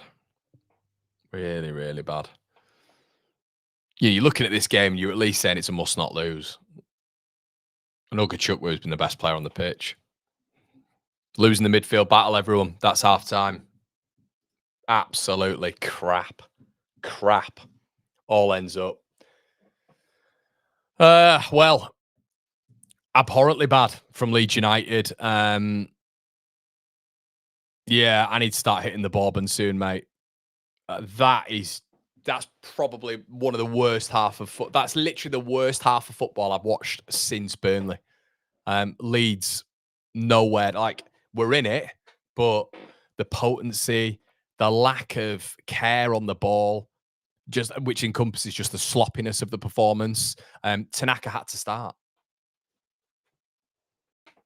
This is why all week we were having, and look, Joe was in here, Brownie was in here, and I had my own opinion. And those two were, and I respect both of their opinions highly, but we're talking about it, and it's almost like Longstaff has to start. I think styles make fights. I think Al Tanaka in a game like this, where we don't have and we knew midweek sort of maybe not so Nonto and Okafor, but you've got those attacking lanes that can be exploited by an Al Tanaka. He's the best technical footballer we have, 100%. Longstaff, I think, has been really poor. Ampadu, I think, has been okay. I mean, he's the deepest of the three. Stack, I think, has been out the game. We have just been done in midfield. Ugachukwu and Florentino Luis have got it locked down. Cullen at the base. Ugachukwu, it's very annoying for me. It's I mean, bittersweet in a sense because, not sweet, more like sweet bitter. Because I said that he was one of my 7 picks to bring in at the very beginning of the window from Chelsea. He's I think he's a very, very decent player. I won't say brilliant, but I think he's got such a high level. He's ran the game. Absolutely ran the game. Jack Harrison is scared of Kyle Walker. I'll say that again. Jack Harrison's scared of Kyle Walker. He won't run at him. And he cuts inside. And we've seen that with Jack multiple times. When his confidence is low and when an opposition player gets in his head, he will revert to type, which is to play backwards and to hide. That's what he's doing right now. Brendan had to score. Throw on goal. I'm not having the excuse. It was a good save. It was a poor scuffed effort that Dubravka got his angles wrong and it hit the post. But has to score. Has to score. You want to be a Premier League player. You want to play. He has to score. He's thrown goal with about 10 yards of space, a radius of 10 yards of space. Hits it at the keeper. And if Dubravka had got his angles right, he'd have just tapped. There'd probably been a catch for him.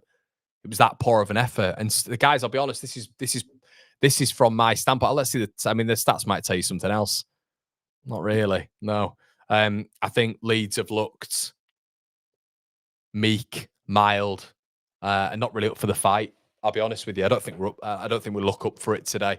Been a tiny bit of a response, but there's no long balls which get Burnley out of position. They're able to build their framework pretty nicely because it's just short passes, little passes where Leeds, Burnley can just regain their shape quite easily, which they used to do in the Championship. There's no players taking players on. The only player that we have taken another man on is Gabby Goodmanson from left back. That's it. We're not taking risks, so we're not exploiting space. So if we're not exploiting space, we're not going to drag them out. It's really simple. It's really, really, really simple and really, really, really annoying. So something's got to change. This is why I was talking in the pre-game about him doing something else. Do we have a second formation we can fall back on? Oh, we can't do that. We can't do that.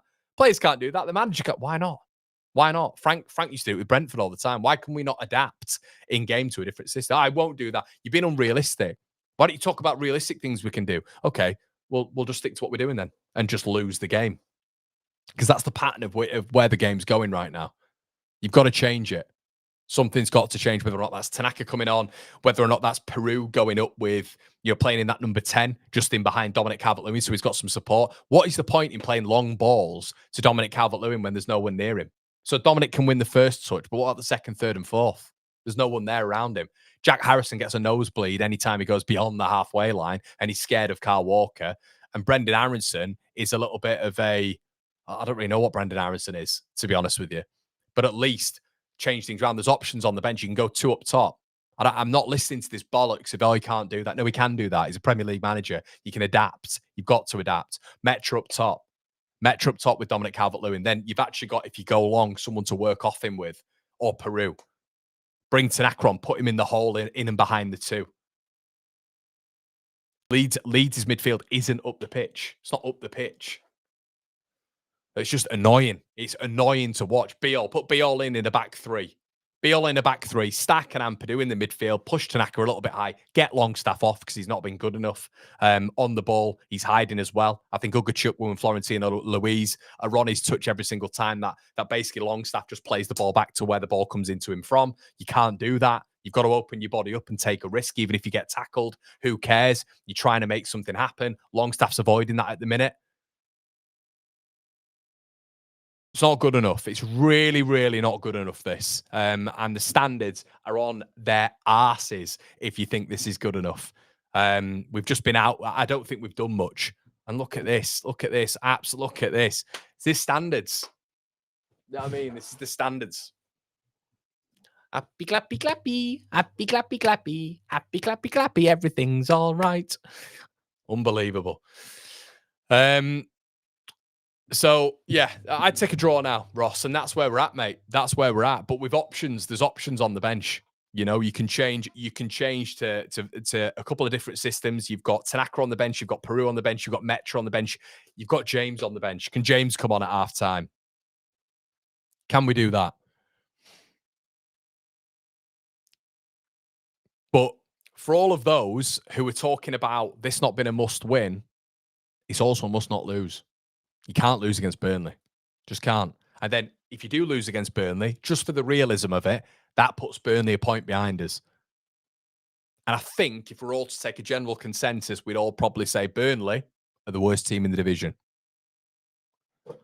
But as Marlo's just said, has to be one. It's one of the worst forward lines in Premier League history. Completely agree with you, mate. Completely agree with you. Completely agree with you. Right. Dan Morrison says Burnley played well and wanted it more.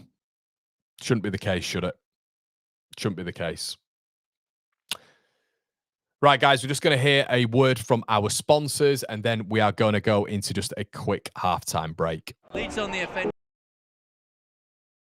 Platforms that all bring value in different ways to one Leeds. Whether you love football, enjoy shopping smart, enjoy earning money, or finding new opportunities, BetMate puts a fresh twist on fantasy football. Pick your team, compete in real time based on match stats like goals, assists, and tackles, and win cash from community prize pools. There's no house advantage, it's player versus player, making it fair and fun. Shop G&O is another one of our sponsors. It's a stand against rising prices and corporate greed. Their mission is to give customers and businesses real value and real opportunities. You can get massive discounts and exclusive offers, earn rewards, points and prizes when you shop, auction platform with no crazy fees to sell your items, affiliate and network marketing to earn money promoting, vendor marketplaces, and every transaction supports the GNO Foundation, giving back transparently to people in need. Shop, earn, sell, support the community. GNO makes every transaction count. Looking for a new job or career move? Job Match Group connects people to real opportunities fast. They match your skills with employers actually hiring and give you support along the way. CV help, interview prep, job coaching, and exclusive roles you won't find on normal job boards. And our final sponsor today, Match Bingo. Imagine bingo, but based on live football events, goals, corners, cards. They fill your bingo card as the match happens. It's perfect for watch-alongs and makes even the dullest 0-0 entertaining. Play for cash jackpots and prizes in real time. And with our offer, new players can grab free or discounted entry games, plus special promos for big fixtures. These sponsors power the channel and they all offer something for you. Big thanks to them for supporting the channel, and make sure you check out the great offers.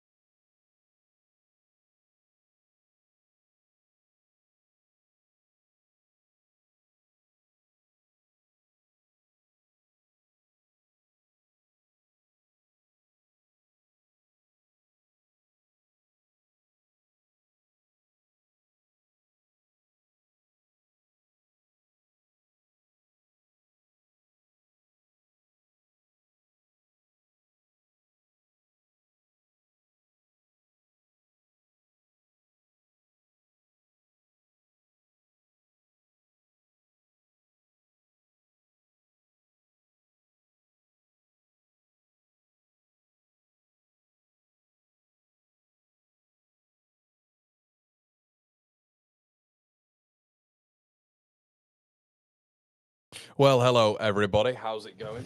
Sorry, I just fell asleep. Okay, let's get into this second half. Oh, Burnley are on the attack again. Ball played forward. Yeah, sorry, I'm back. I've not taken my Prozac. I am just genuinely. Has there been any changes? No, doesn't look like it. Good one, Daniel. Right, okay.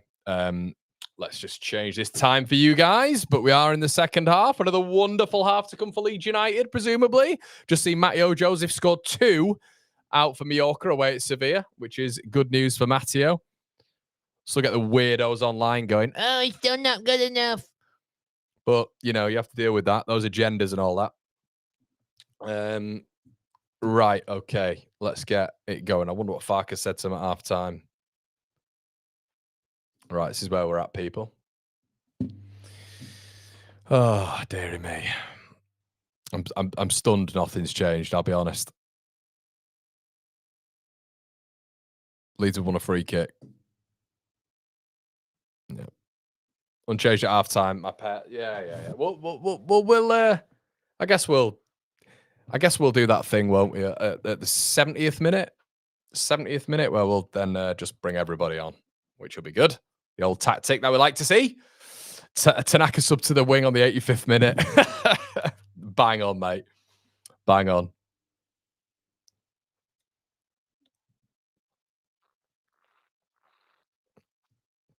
Hey, Leeds United, how's it going, mate? Harrison crosses from deep. Better at least to Dominic Calvert-Lewin, headed out by Twanzebe. Stack just absolutely abhorrently bad playing football in the final third again. Longstaff then loses it. We are getting absolutely volleyballed by Ugachukwu and Florentino Luis, but Mr. Farker still doesn't see enough of it to do anything. So, yeah. As you were. Yeah, there's options on the bench, I think, to change this around. With the greatest respect, once again, it is Burnley, but we've got no control of this midfield. No control of it. So, yeah. Stack. And as I've said before, none of them are taking risks. So, Gudmundsson loses the ball. Walker goes to the ground, wins a foul. Yeah, I just don't think we're winning this, guys. I mean, we're making Kyle Walker look like Kyle Walker when he was 25 here, which is quite staggering from Leeds' perspective. But that's what happens when you have players out wide who are not willing to engage.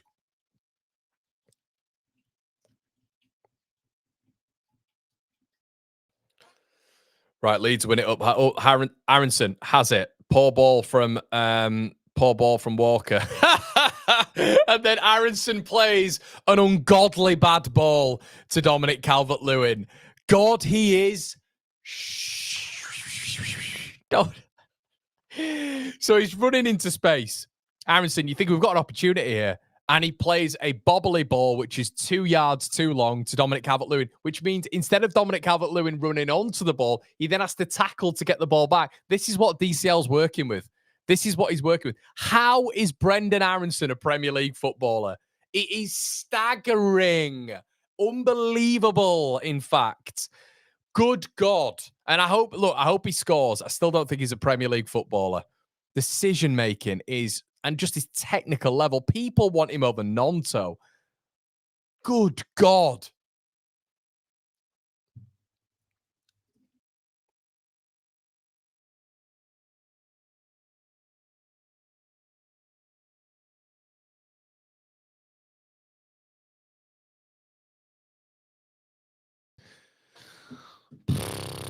Right.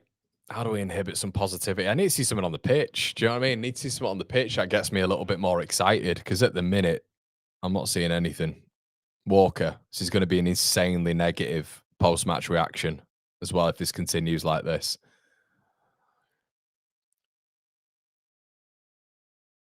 Are we this scared of Burnley that we just won't get up the pitch? Like, with the greatest of respect, are we this scared of Burnley going forward that we're not willing to get like 5 yards up the pitch? Just your starting line needs to be 5 yards up. Just do that. Play a higher offside line.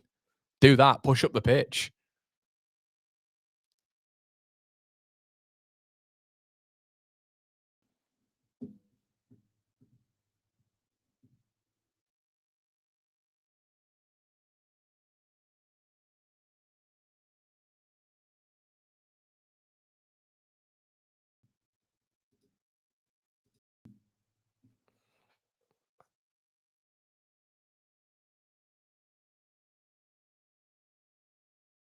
Strout. Ampadu. Bogle. Ampadu. Rodon. Strout.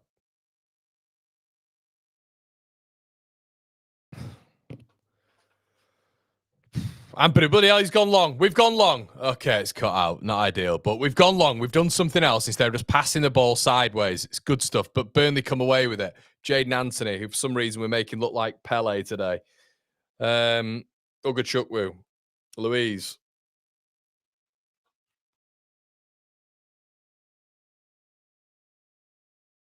God, just get us back on the international break. Jesus Christ. Cullen goes long. Goodmanson.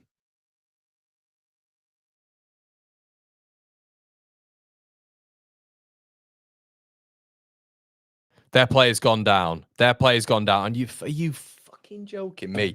Why are we putting the ball out?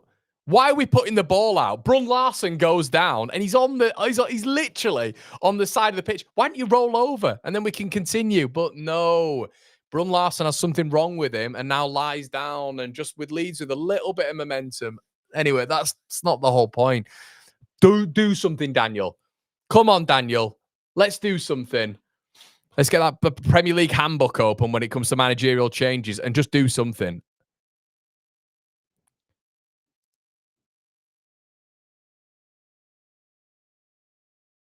Oh, now is Brun Larson now back up? He's getting a helping hand and he's absolutely fine. So any form of momentum Leeds have just got in recovering the ball back.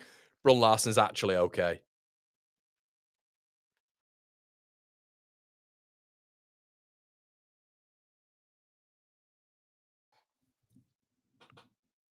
And he's having a little energy pack there, Brun. Just give you a little tug there as well, Brun, just so you feel good, mate. I don't know, mate. I don't know how far, because Farke, we know what Farke's like. He's not like he's a reactive manager, isn't he? He reacts to what other teams do. He's not proactive. You know, he's not going to make a change and stun us all and change things. He'll react to what Parker's doing. That's what he'll do. Brun Larson, whoa. That's it, right. Can I make a TikTok vid from this live if I give credit? Yeah, you can do what you want, mate. Yeah, you can do what you want.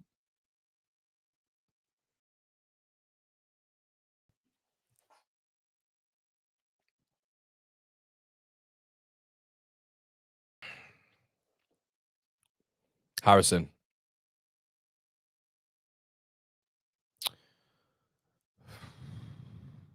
Goodmanson.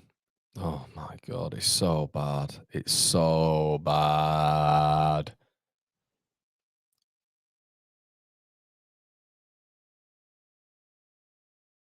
Ampadu. Bogle.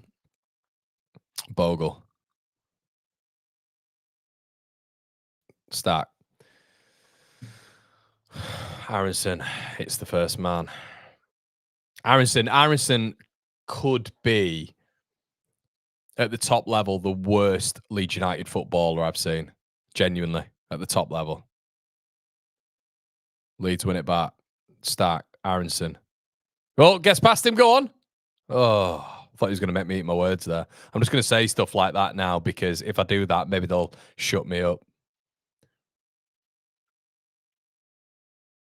Ampadu. Stack loses it. Stack is having a stinker, mate. Stack is having an absolute stinker. You got to take either him or Longstaff off. There's no point in taking Ampadu off because Ampadu can only really come off for Gruev. It's like for like, innit? It's not going to make any impact. For me, you've just got to take either Longstaff off. I'd take Longstaff off. I think Stack gives us a little bit more going forward. I don't think Longstaff's doing anything at the minute, so I don't think he's serving a purpose. Goodmanson. But in all fairness, we're not really doing anything, are we? Dominic Carter, how many touches has he had? Stack. DCL. Loses it. That shit from Dominic Calvert-Lewin. Just gives the ball straight back to Burnley. Ugachukwu.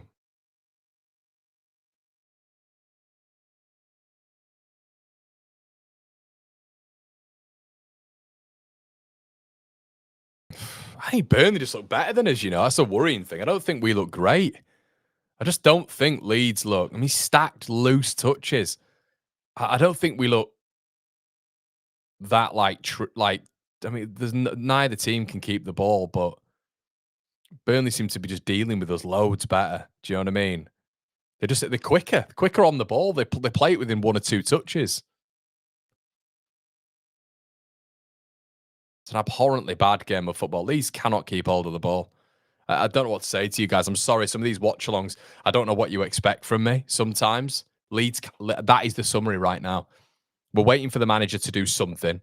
He won't do anything until the 85th. They're now making a sub. They brought on... And now Brun Larsen's come off. So this is probably where Farke will react. I mean, it'll be a coincidence that he brings someone on, but look at the shots on target. We've had 2 shots on target. I know Burnley have, but regardless, we've not scored, have we? Hannibal's on the bench as well. Broy is there, so presumably they're going to come on soon. And Josh Laurent as well. So they've got depth on the bench as well. I just don't know what the manager sees, and this is why I get so frustrated with him sometimes. He's just hoping at the minute, because Leeds haven't conjured any form of attacking passages in the second half. We've done nothing. But I think Aronson got round the right and then played a ball in that was blocked, as expected. But we're just going back, side to side. It's a shit watch, guys. Watching me is probably not that much more entertaining, I'll be honest with you. Rodon goes long.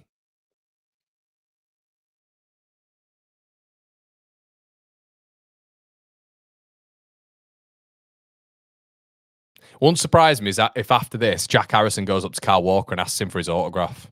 Or asks him if he wants to come around for tea. Jack Harrison, his mum, and Kyle Walker. That'd be nice, won't it? I've always liked you. I've always liked you, Kyle.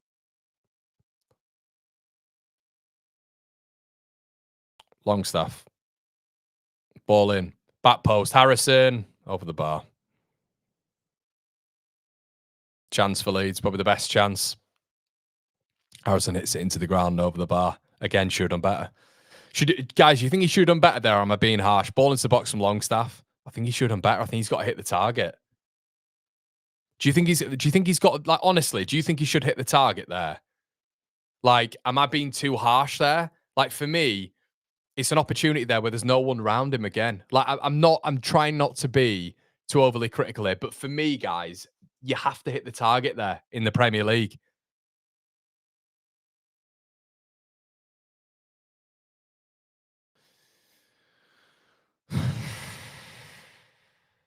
Longstaff.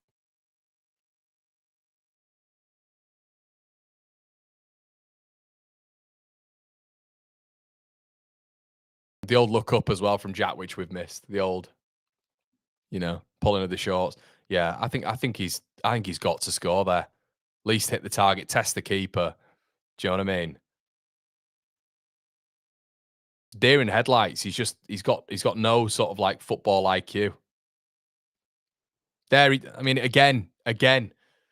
How much better is Jaden Anthony than Aronson and Harrison? Just even on the ball, how much better is he than those two?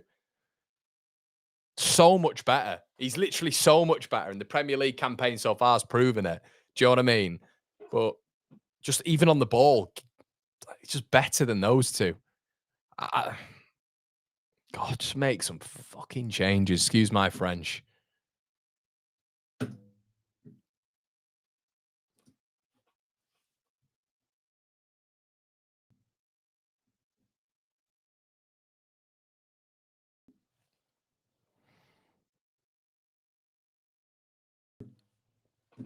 Do you know the word? I think the most frustrating thing is, like, when Burnley get the ball, it takes us, if we recover the ball. So let's say if we get the ball here, it just takes us so long to build and get out. I'm sorry, guys. This has been by far the most negative watch-along, and I will admit that. But it's just, I think this is appallingly bad. I think it's really, really bad. So I'm just being honest. Harrison. Goodmanson. Harrison plays an awful... God, and Goodmanson runs it out of play, I think. Just keeps it in. Jack Harrison now playing left back. Genuinely, Jack Harrison's playing left back. What we're saying, big changes on like the 65th minute. What are you thinking? What are you thinking, everyone?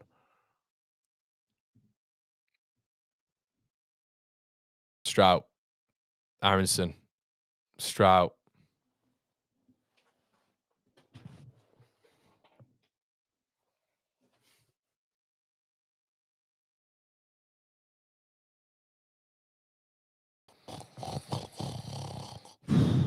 Harrison. Corner Leeds.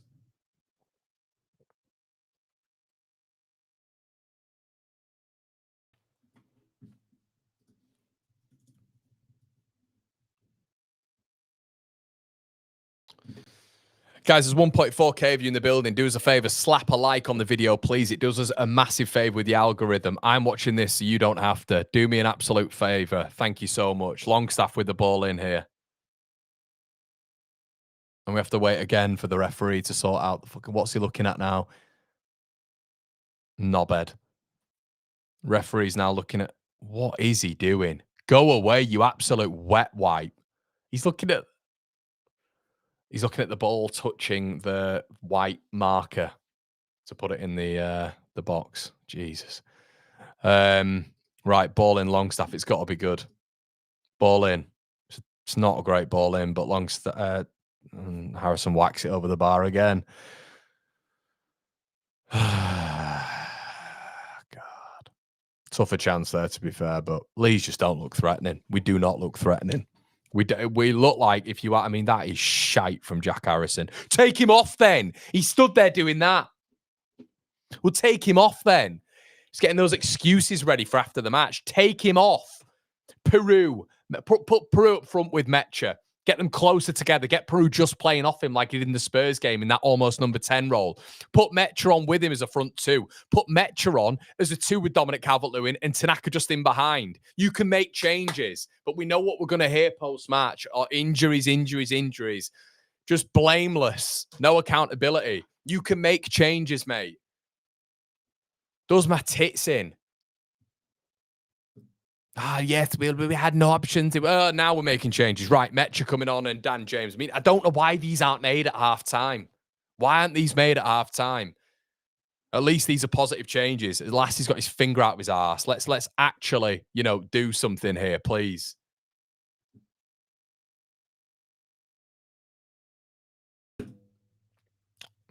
Okay. Why is it taking this long? Goodmanson.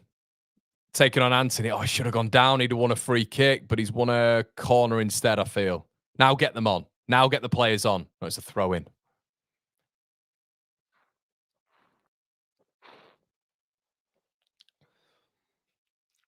Leeds have to score, I think, in the next 5 minutes. They have to score in the next 5 minutes for us to win the game. Obviously, if we're just going to draw the game, which it feels like that's... Right, players on. Right, Aronson off. 65 minutes too late. Aronson off. Great game, Brendan, again. Mecha on. Right, come on. Jack Harrison off. Fucking, there they go. Tweedledum and Tweedledee going off. Tom and Jerry. Right, Mecha now and Dan James on. Hopefully a more serious Leeds United now.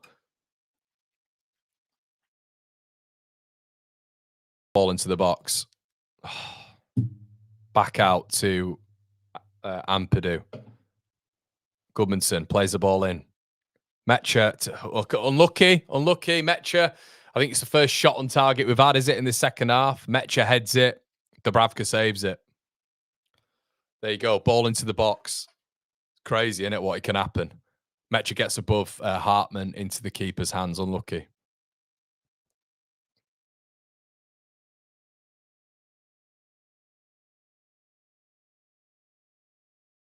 I think we've won a free kick here.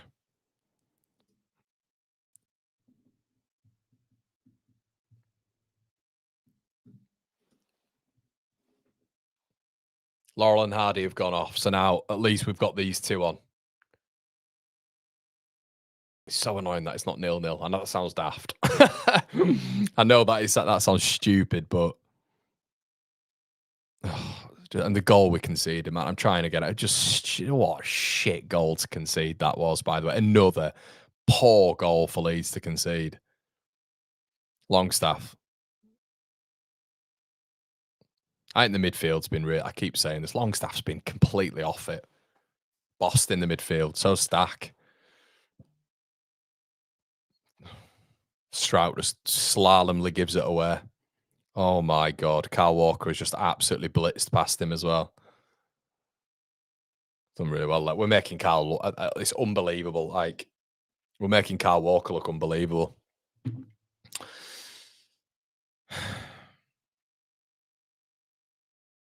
Sure, man. Oh.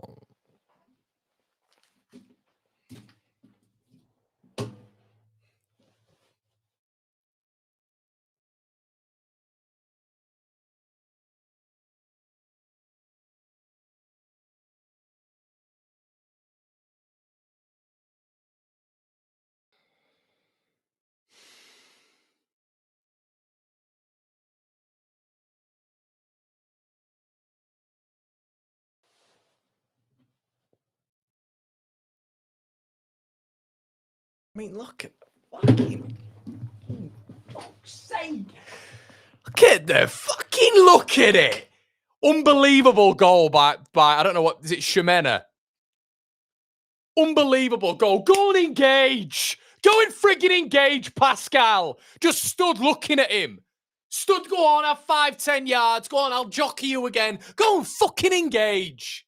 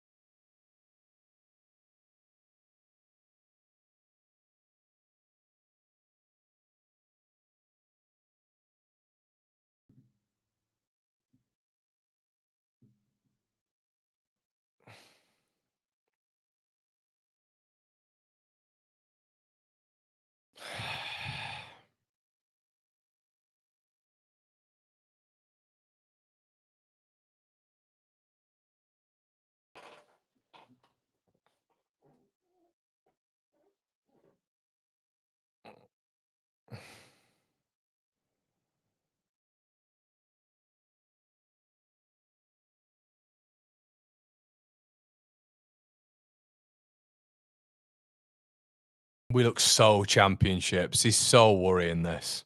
They fully deserve this, by the way. They fully deserve this. What have we done? They've just looked stronger. I think they've looked stronger in midfield. The momentum graph, and Daniel Farker will tell you something different afterwards, like always. But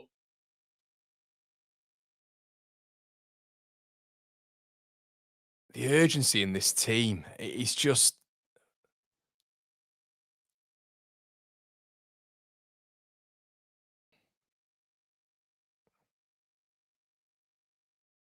Oh my God. Has Bogle just missed that? I thought it was offside. I think Bogle's just missed the sitter. Not sure. Can't hear it. Let's have a look. Longstaff puts it in. Yeah, he's onside. Yeah, Bogle's missed the sitter. He's got to score. We say it every week, don't we? It's every week. It's every week. Every week we say the same thing. Every week we say the same thing.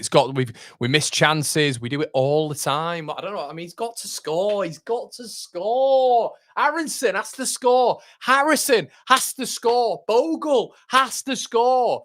Week before, DCL has to score. You're in the Premier League. Expect them to have chances like they are in the Championship. Just doesn't. And now Dubravka's feigning injury. It's what happens. Gamesmanship. Egg out a bit of time. Experience.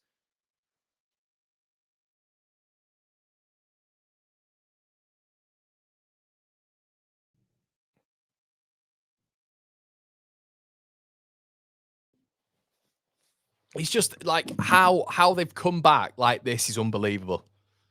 They've come back, the manager and the players, they've come out like this. Just absolutely shocking. Shocking.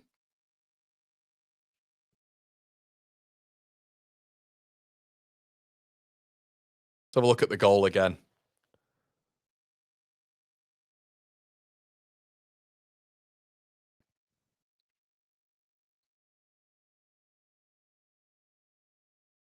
Joe Bradley Pickles, I saw you in the chat, mate, saying it's got to be Ampadu or Strout. One of them's got to engage, mate. One of them's got to go and engage, whether or not that's Pascal or whether or not that's Ampadu. Forget what's behind you. If a player's shaping up to shoot, you go and engage. And they've got enough time there, in my opinion, when there's 5 yards of space ahead of Shuona, whatever he's called, to go and engage and make that tackle. You know, Peru's coming on now. We've got the old throw shit at a wall and see if it sticks from Daniel Farke. It's just half-time subs had to come on. Half-time subs had to come on. Where's Tanaka? No options for me. And no, there's not great. No, not great for me. No, he said, I'm not taking those because we're up against Burnley. The greatest of respect, we're up against Burnley. Our bench is better than theirs, I think. He's doing this. He's got all the excuse in the book. An absolute wonder goal and we were dominating. We've not done anything, Daniel. We've not done anything. But a half chance from Harrison, which, you know, I think he's got to hit the target. Maybe he should score. Harrison's got to score in the first half. But the tactical plan's not worked. The tactical plan hasn't worked. And we've not looked threatening. And goals win you games, don't they? Goals win you games. And actively, if you're picking players who aren't putting the ball into the back of the net, then people are going to criticise, naturally. You cannot believe 2-0 to Burnley is a poor result. It's a really poor result. Like, I understand people just being like, Connor, it's not a must-win. Fine. You don't lose this game. Now there's massive pressure on West Ham, by the way. Massive pressure on West Ham. Which I don't want. You know, we didn't need that. Because then, you know, you go to Nottingham Forest, who have now sacked Ange. So they're going to have 1 or 2 games before coming up against Leeds. And they've got quality players, Forest. Everybody thinks that Forest are crap all of a sudden. It's just not true. And then we got to Brighton. So this was a game that I think it was a must-win. I mean, never mind. But this is just like the quality on display is so bad. Like, Leeds have looked shit.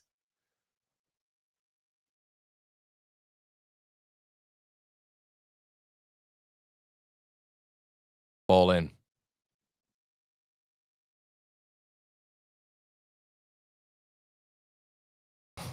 Right, Longstaff pass. Is it Longstaff or who's that? Who was that? I think it was Rodon, to be fair. And Strout just gets rid, can't keep it in play. This is really bad. Really, really bad from Leeds United.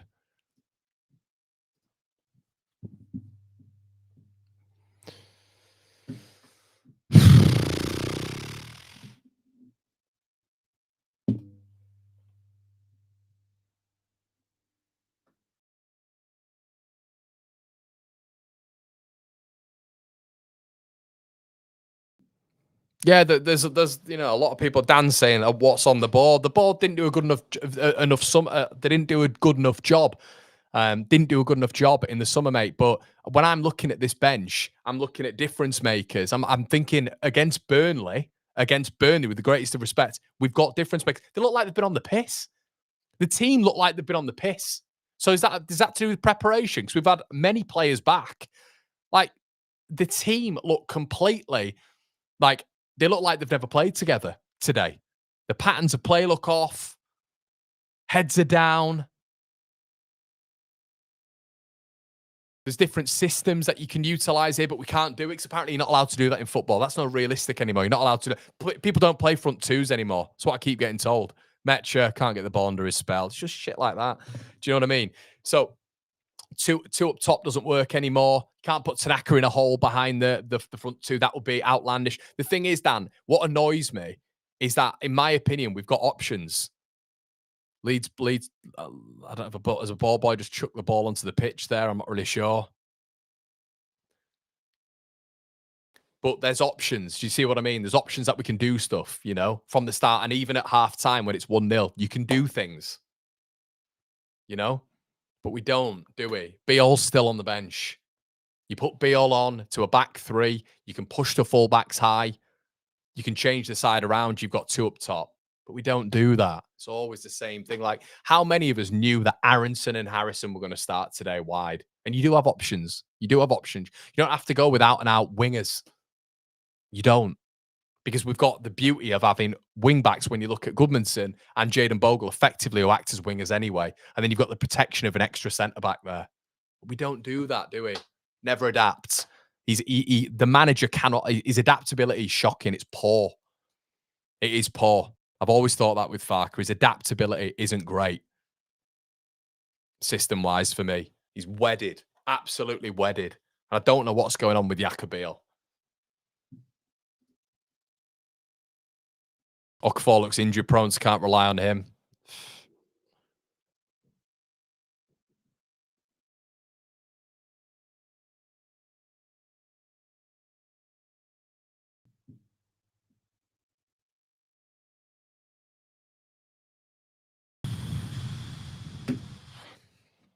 But yeah, I'm not saying the board aren't at fault, but I don't think overall they had like a bad window aside from the front line. But I do agree. I think you know that forward line wasn't good enough. But I also think there's more than enough on the bench to beat Burnley. Are we serious? So Metra, Peru, Dan James, Dominic Calvert-Lewin, there's enough there to beat Burnley. With the greatest of respect, we're not going up against world beaters here. You know, this is a side that we're 18th in the division. It's just not good enough. Peru. That's what I'm saying. Like, you know, when you're looking at a front line that Burnley have got, and you've got what? Jaden Anthony, Zian Fleming. Oh my God, Sean Longstaff. Literally, Sean Longstaff is. How can you keep him on the pitch? How can you keep him on the pitch when you got Tanaka on the bench? He'll come on now. I'm telling you, Tanaka will come on in like the 85th minute. We know what's coming. Guaranteed Tanaka will come on at some point now. 80th minute plus. He's going to come on. And it's like, how can we not see Sean's having a bad game? Ref's in the way again.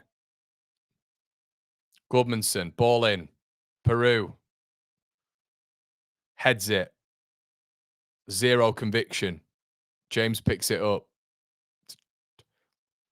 Ball in. If I'm Burnley, I'm looking at this and going, fucking hell, I'll tell you what, Leeds are not looking up to it much. This is Burnley. Burnley haven't conceded a goal to Leeds in 3 games. 3 games.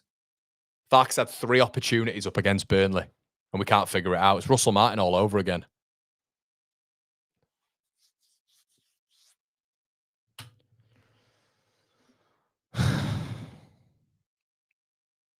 Ball in again. We're just lumping the ball into the box against, literally just lumping it in. They are just defending the line. There is nothing. Ball in, no.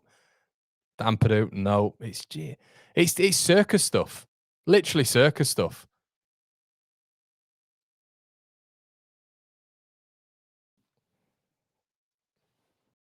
Goodmanson. Ball in again. No, it's over the bar. Metra's got to score. This is what it is, isn't it? It's like got to score FC. Metra point blank's missed. Yeah, he's got to score. Got to score.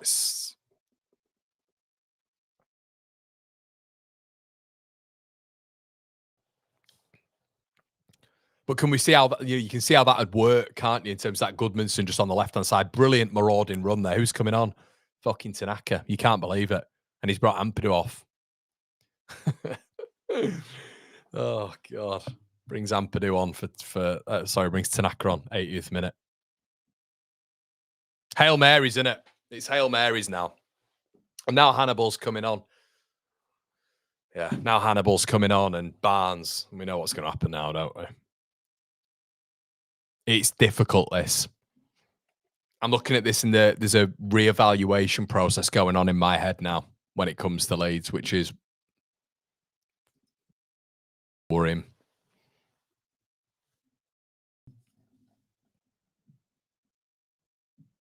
This isn't looking good, though.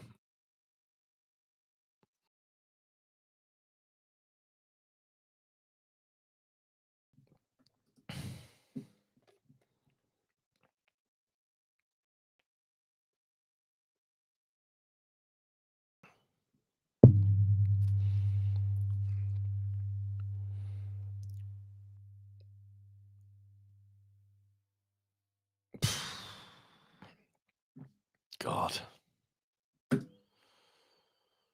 Bogle. They're just a long ball team, aren't we?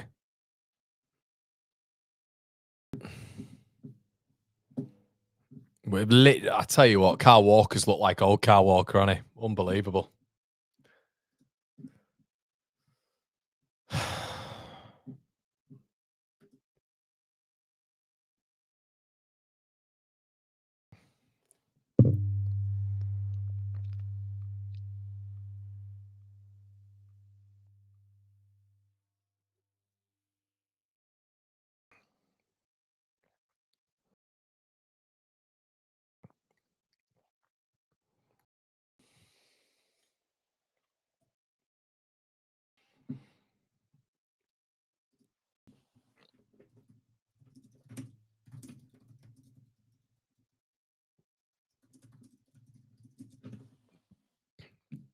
How I look at it is, I know they've not been, and I can see what everybody's saying there about DCL and Metcha. The thing is, Metcha, to be fair to him, has come on and he's had 2 headers, one of which should have gone in. And this has all been like 10, 15 minutes? I just don't understand why you don't start with that. We've done nothing in the 90, like barely anything. Do you know what I mean? So you have that initially, and you think to yourself, well, he's going to cause a few more issues, but no.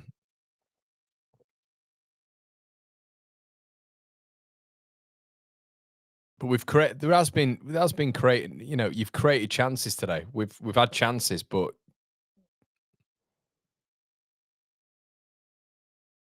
it's just rudderless, isn't it?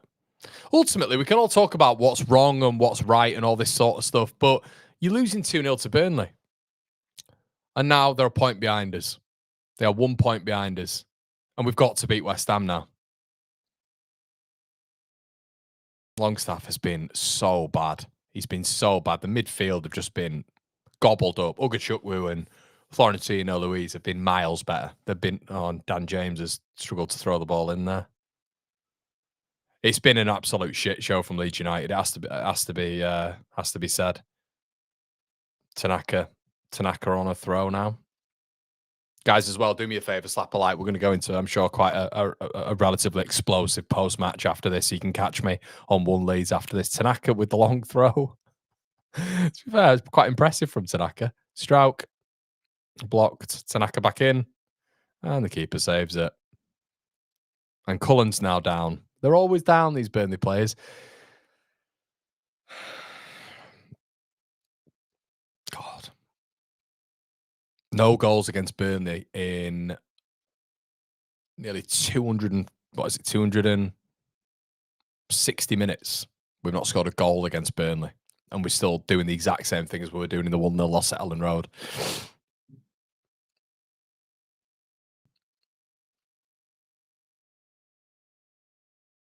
Rona says our XG is 1.39 to Burnley's 0.45. I think we had a better XG than Tottenham, though, didn't we? Doesn't really mean anything, mate. It's great in terms of like chance production, but you got to think about the flow of the game as well. They've just sat back. Do you know what I mean? They've just absolutely sat back. And we knew Burnley would do this. So, you're not going to stay up on XG, unfortunately. We'll probably go, third in XG now, won't we? Kingy says, no, we don't. There is no pressure on West Ham at all. We do not have to beat them. Farker is safe until he loses 3 in a row.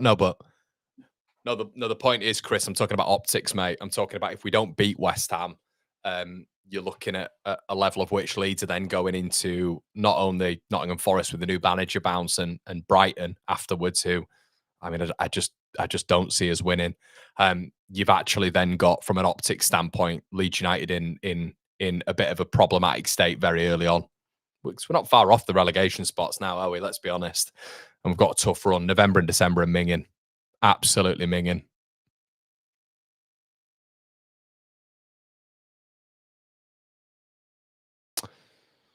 I said, literally, and everyone who's been here from the very beginning, I've said that, Goodmanson, chance for Leeds, plays it back, Peru over the bar. It's very championshipy, this, from Leeds. It's like chance after chance, not chance after chance after chance, but half chances. Goodmanson's been good today. I think Goodmanson's been the best player. Plays it behind Peru. But You just don't get this in the Premier League. We're not going to get these chances week in, week out.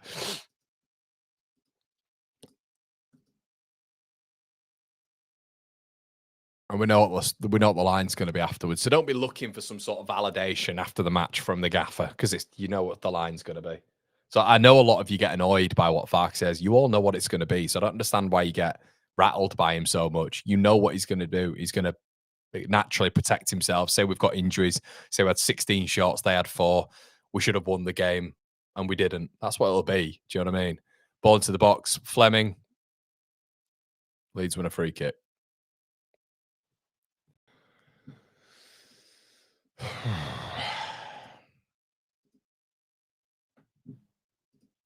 Yeah, guys, make sure you slap a like, and we will be here with the instant match reaction after this.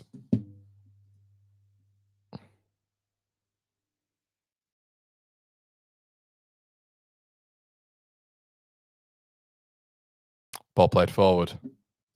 There's been no commentary really from myself in the second half, I'll be honest. Dan James, can we do something? Ball in. No, I mean, we can't even get a goal. The amount of possession we've had in their third, it's mad, isn't it?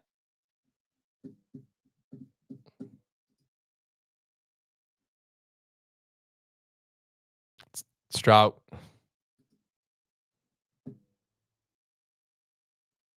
Fucking hell.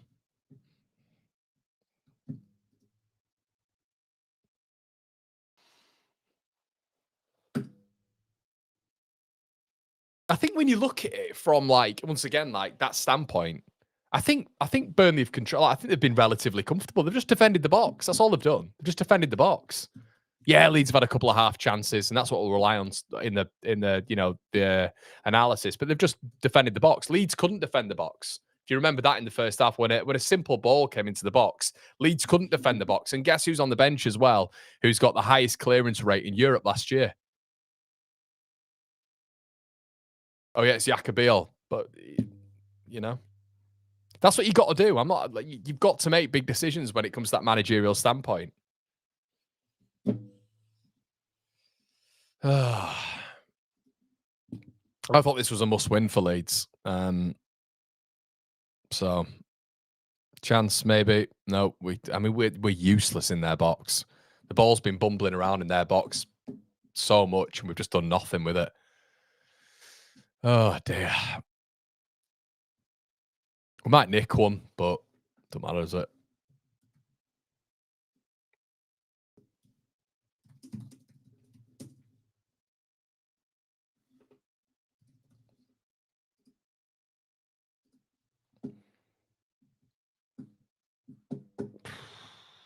Brutal. You got to think the game state's different now as well. Burnley just sitting back. So Leeds are having a lot more joy on the ball now because Burnley aren't pressing. So it's a completely different game right now. How many minutes added on? How many? Was it about 6? It's normally 6, and it's 7. James, ball in. Got to score now. Corner Leeds. Want to get back into it, they've got to score now. Well, they have to score. It's yesterday, isn't it? They've had to score.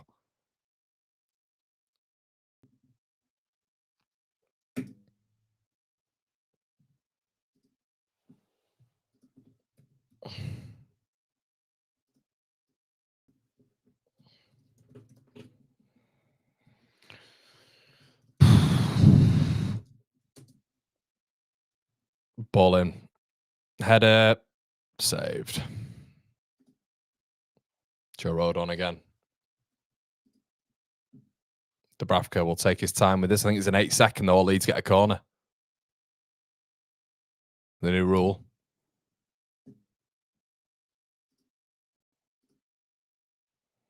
Darlow was on it. I do quite like the 8-second rule, to be honest. Rodon.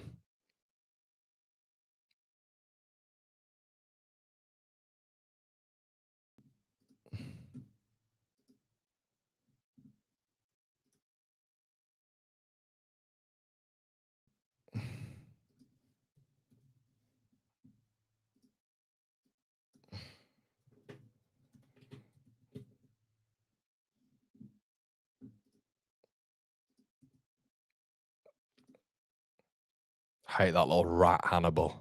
Just such a scumbag, isn't he? Absolute scumbag. He just brought on Like his entire career, he's just rattling people. That's all he does. It's bizarre. He's such a little gremlin. That's what he's literally known for. He's not known for any footballing ability. It's just like rattling. That seems to be the whole thing that he lives off.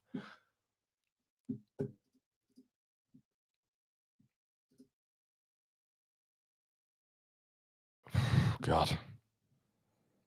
Tanaka with an awful ball.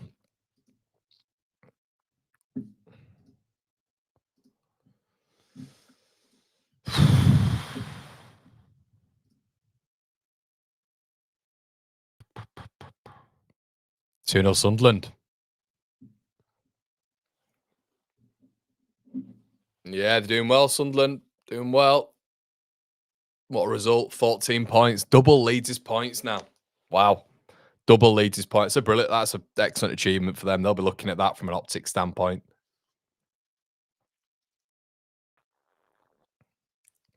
I mean, they lost 2-0 to Burnley, didn't they? That's Hannibal again. Little scumbag. He just literally brought on, innit? That's all. It's not ability wise. Like, he's just literally brought on. Well, to be fair, it was Barnes, wasn't it?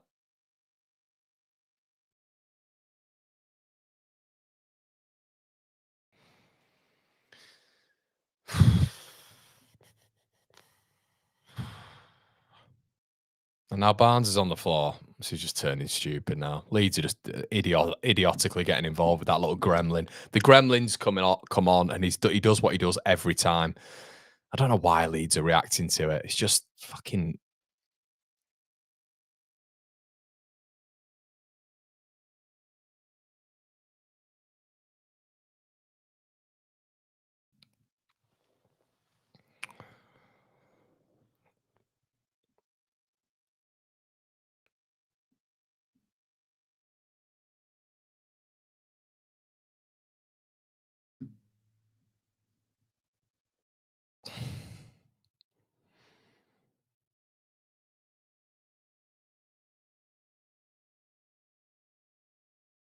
Easy teasy. They're on 14 points after 7 games, mate. Like, what do you mean they'll fall off? What does fall off?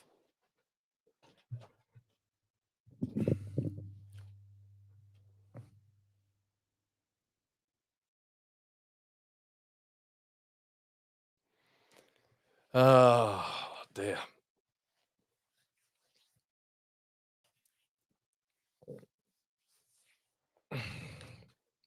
Yeah, we should have more than a good enough team to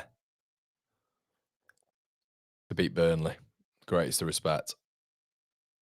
Longstaff. God.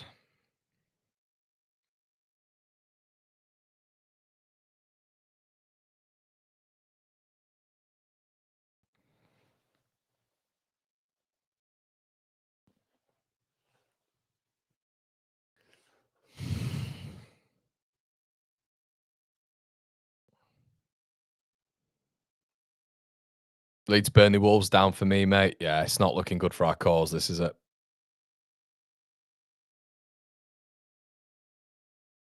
I mean, we look toothless. Toothless.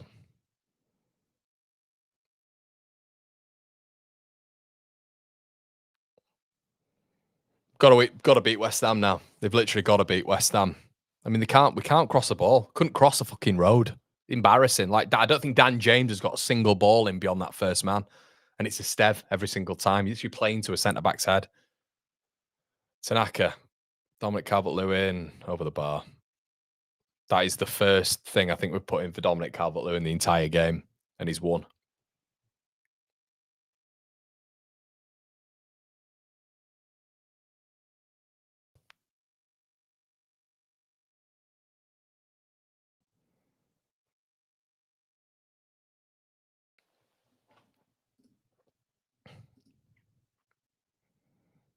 Well, I think, everyone, that is about it done, I think. So if you want to come round to the instant match reaction, everybody, going to try and get into it after this. I'm not even going to bother checking for Farker's quotes. I can't be bothered listening to it. I know what he's going to say already, but it's not been good, this. Not been good.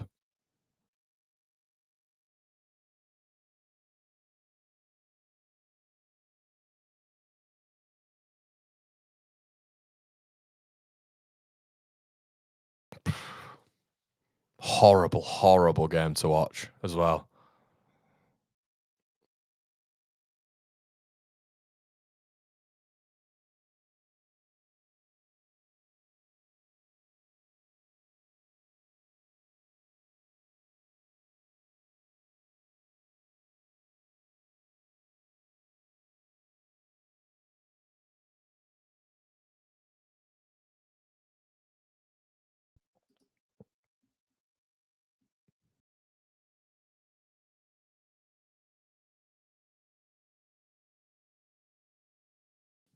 Steve, we're not playing in London.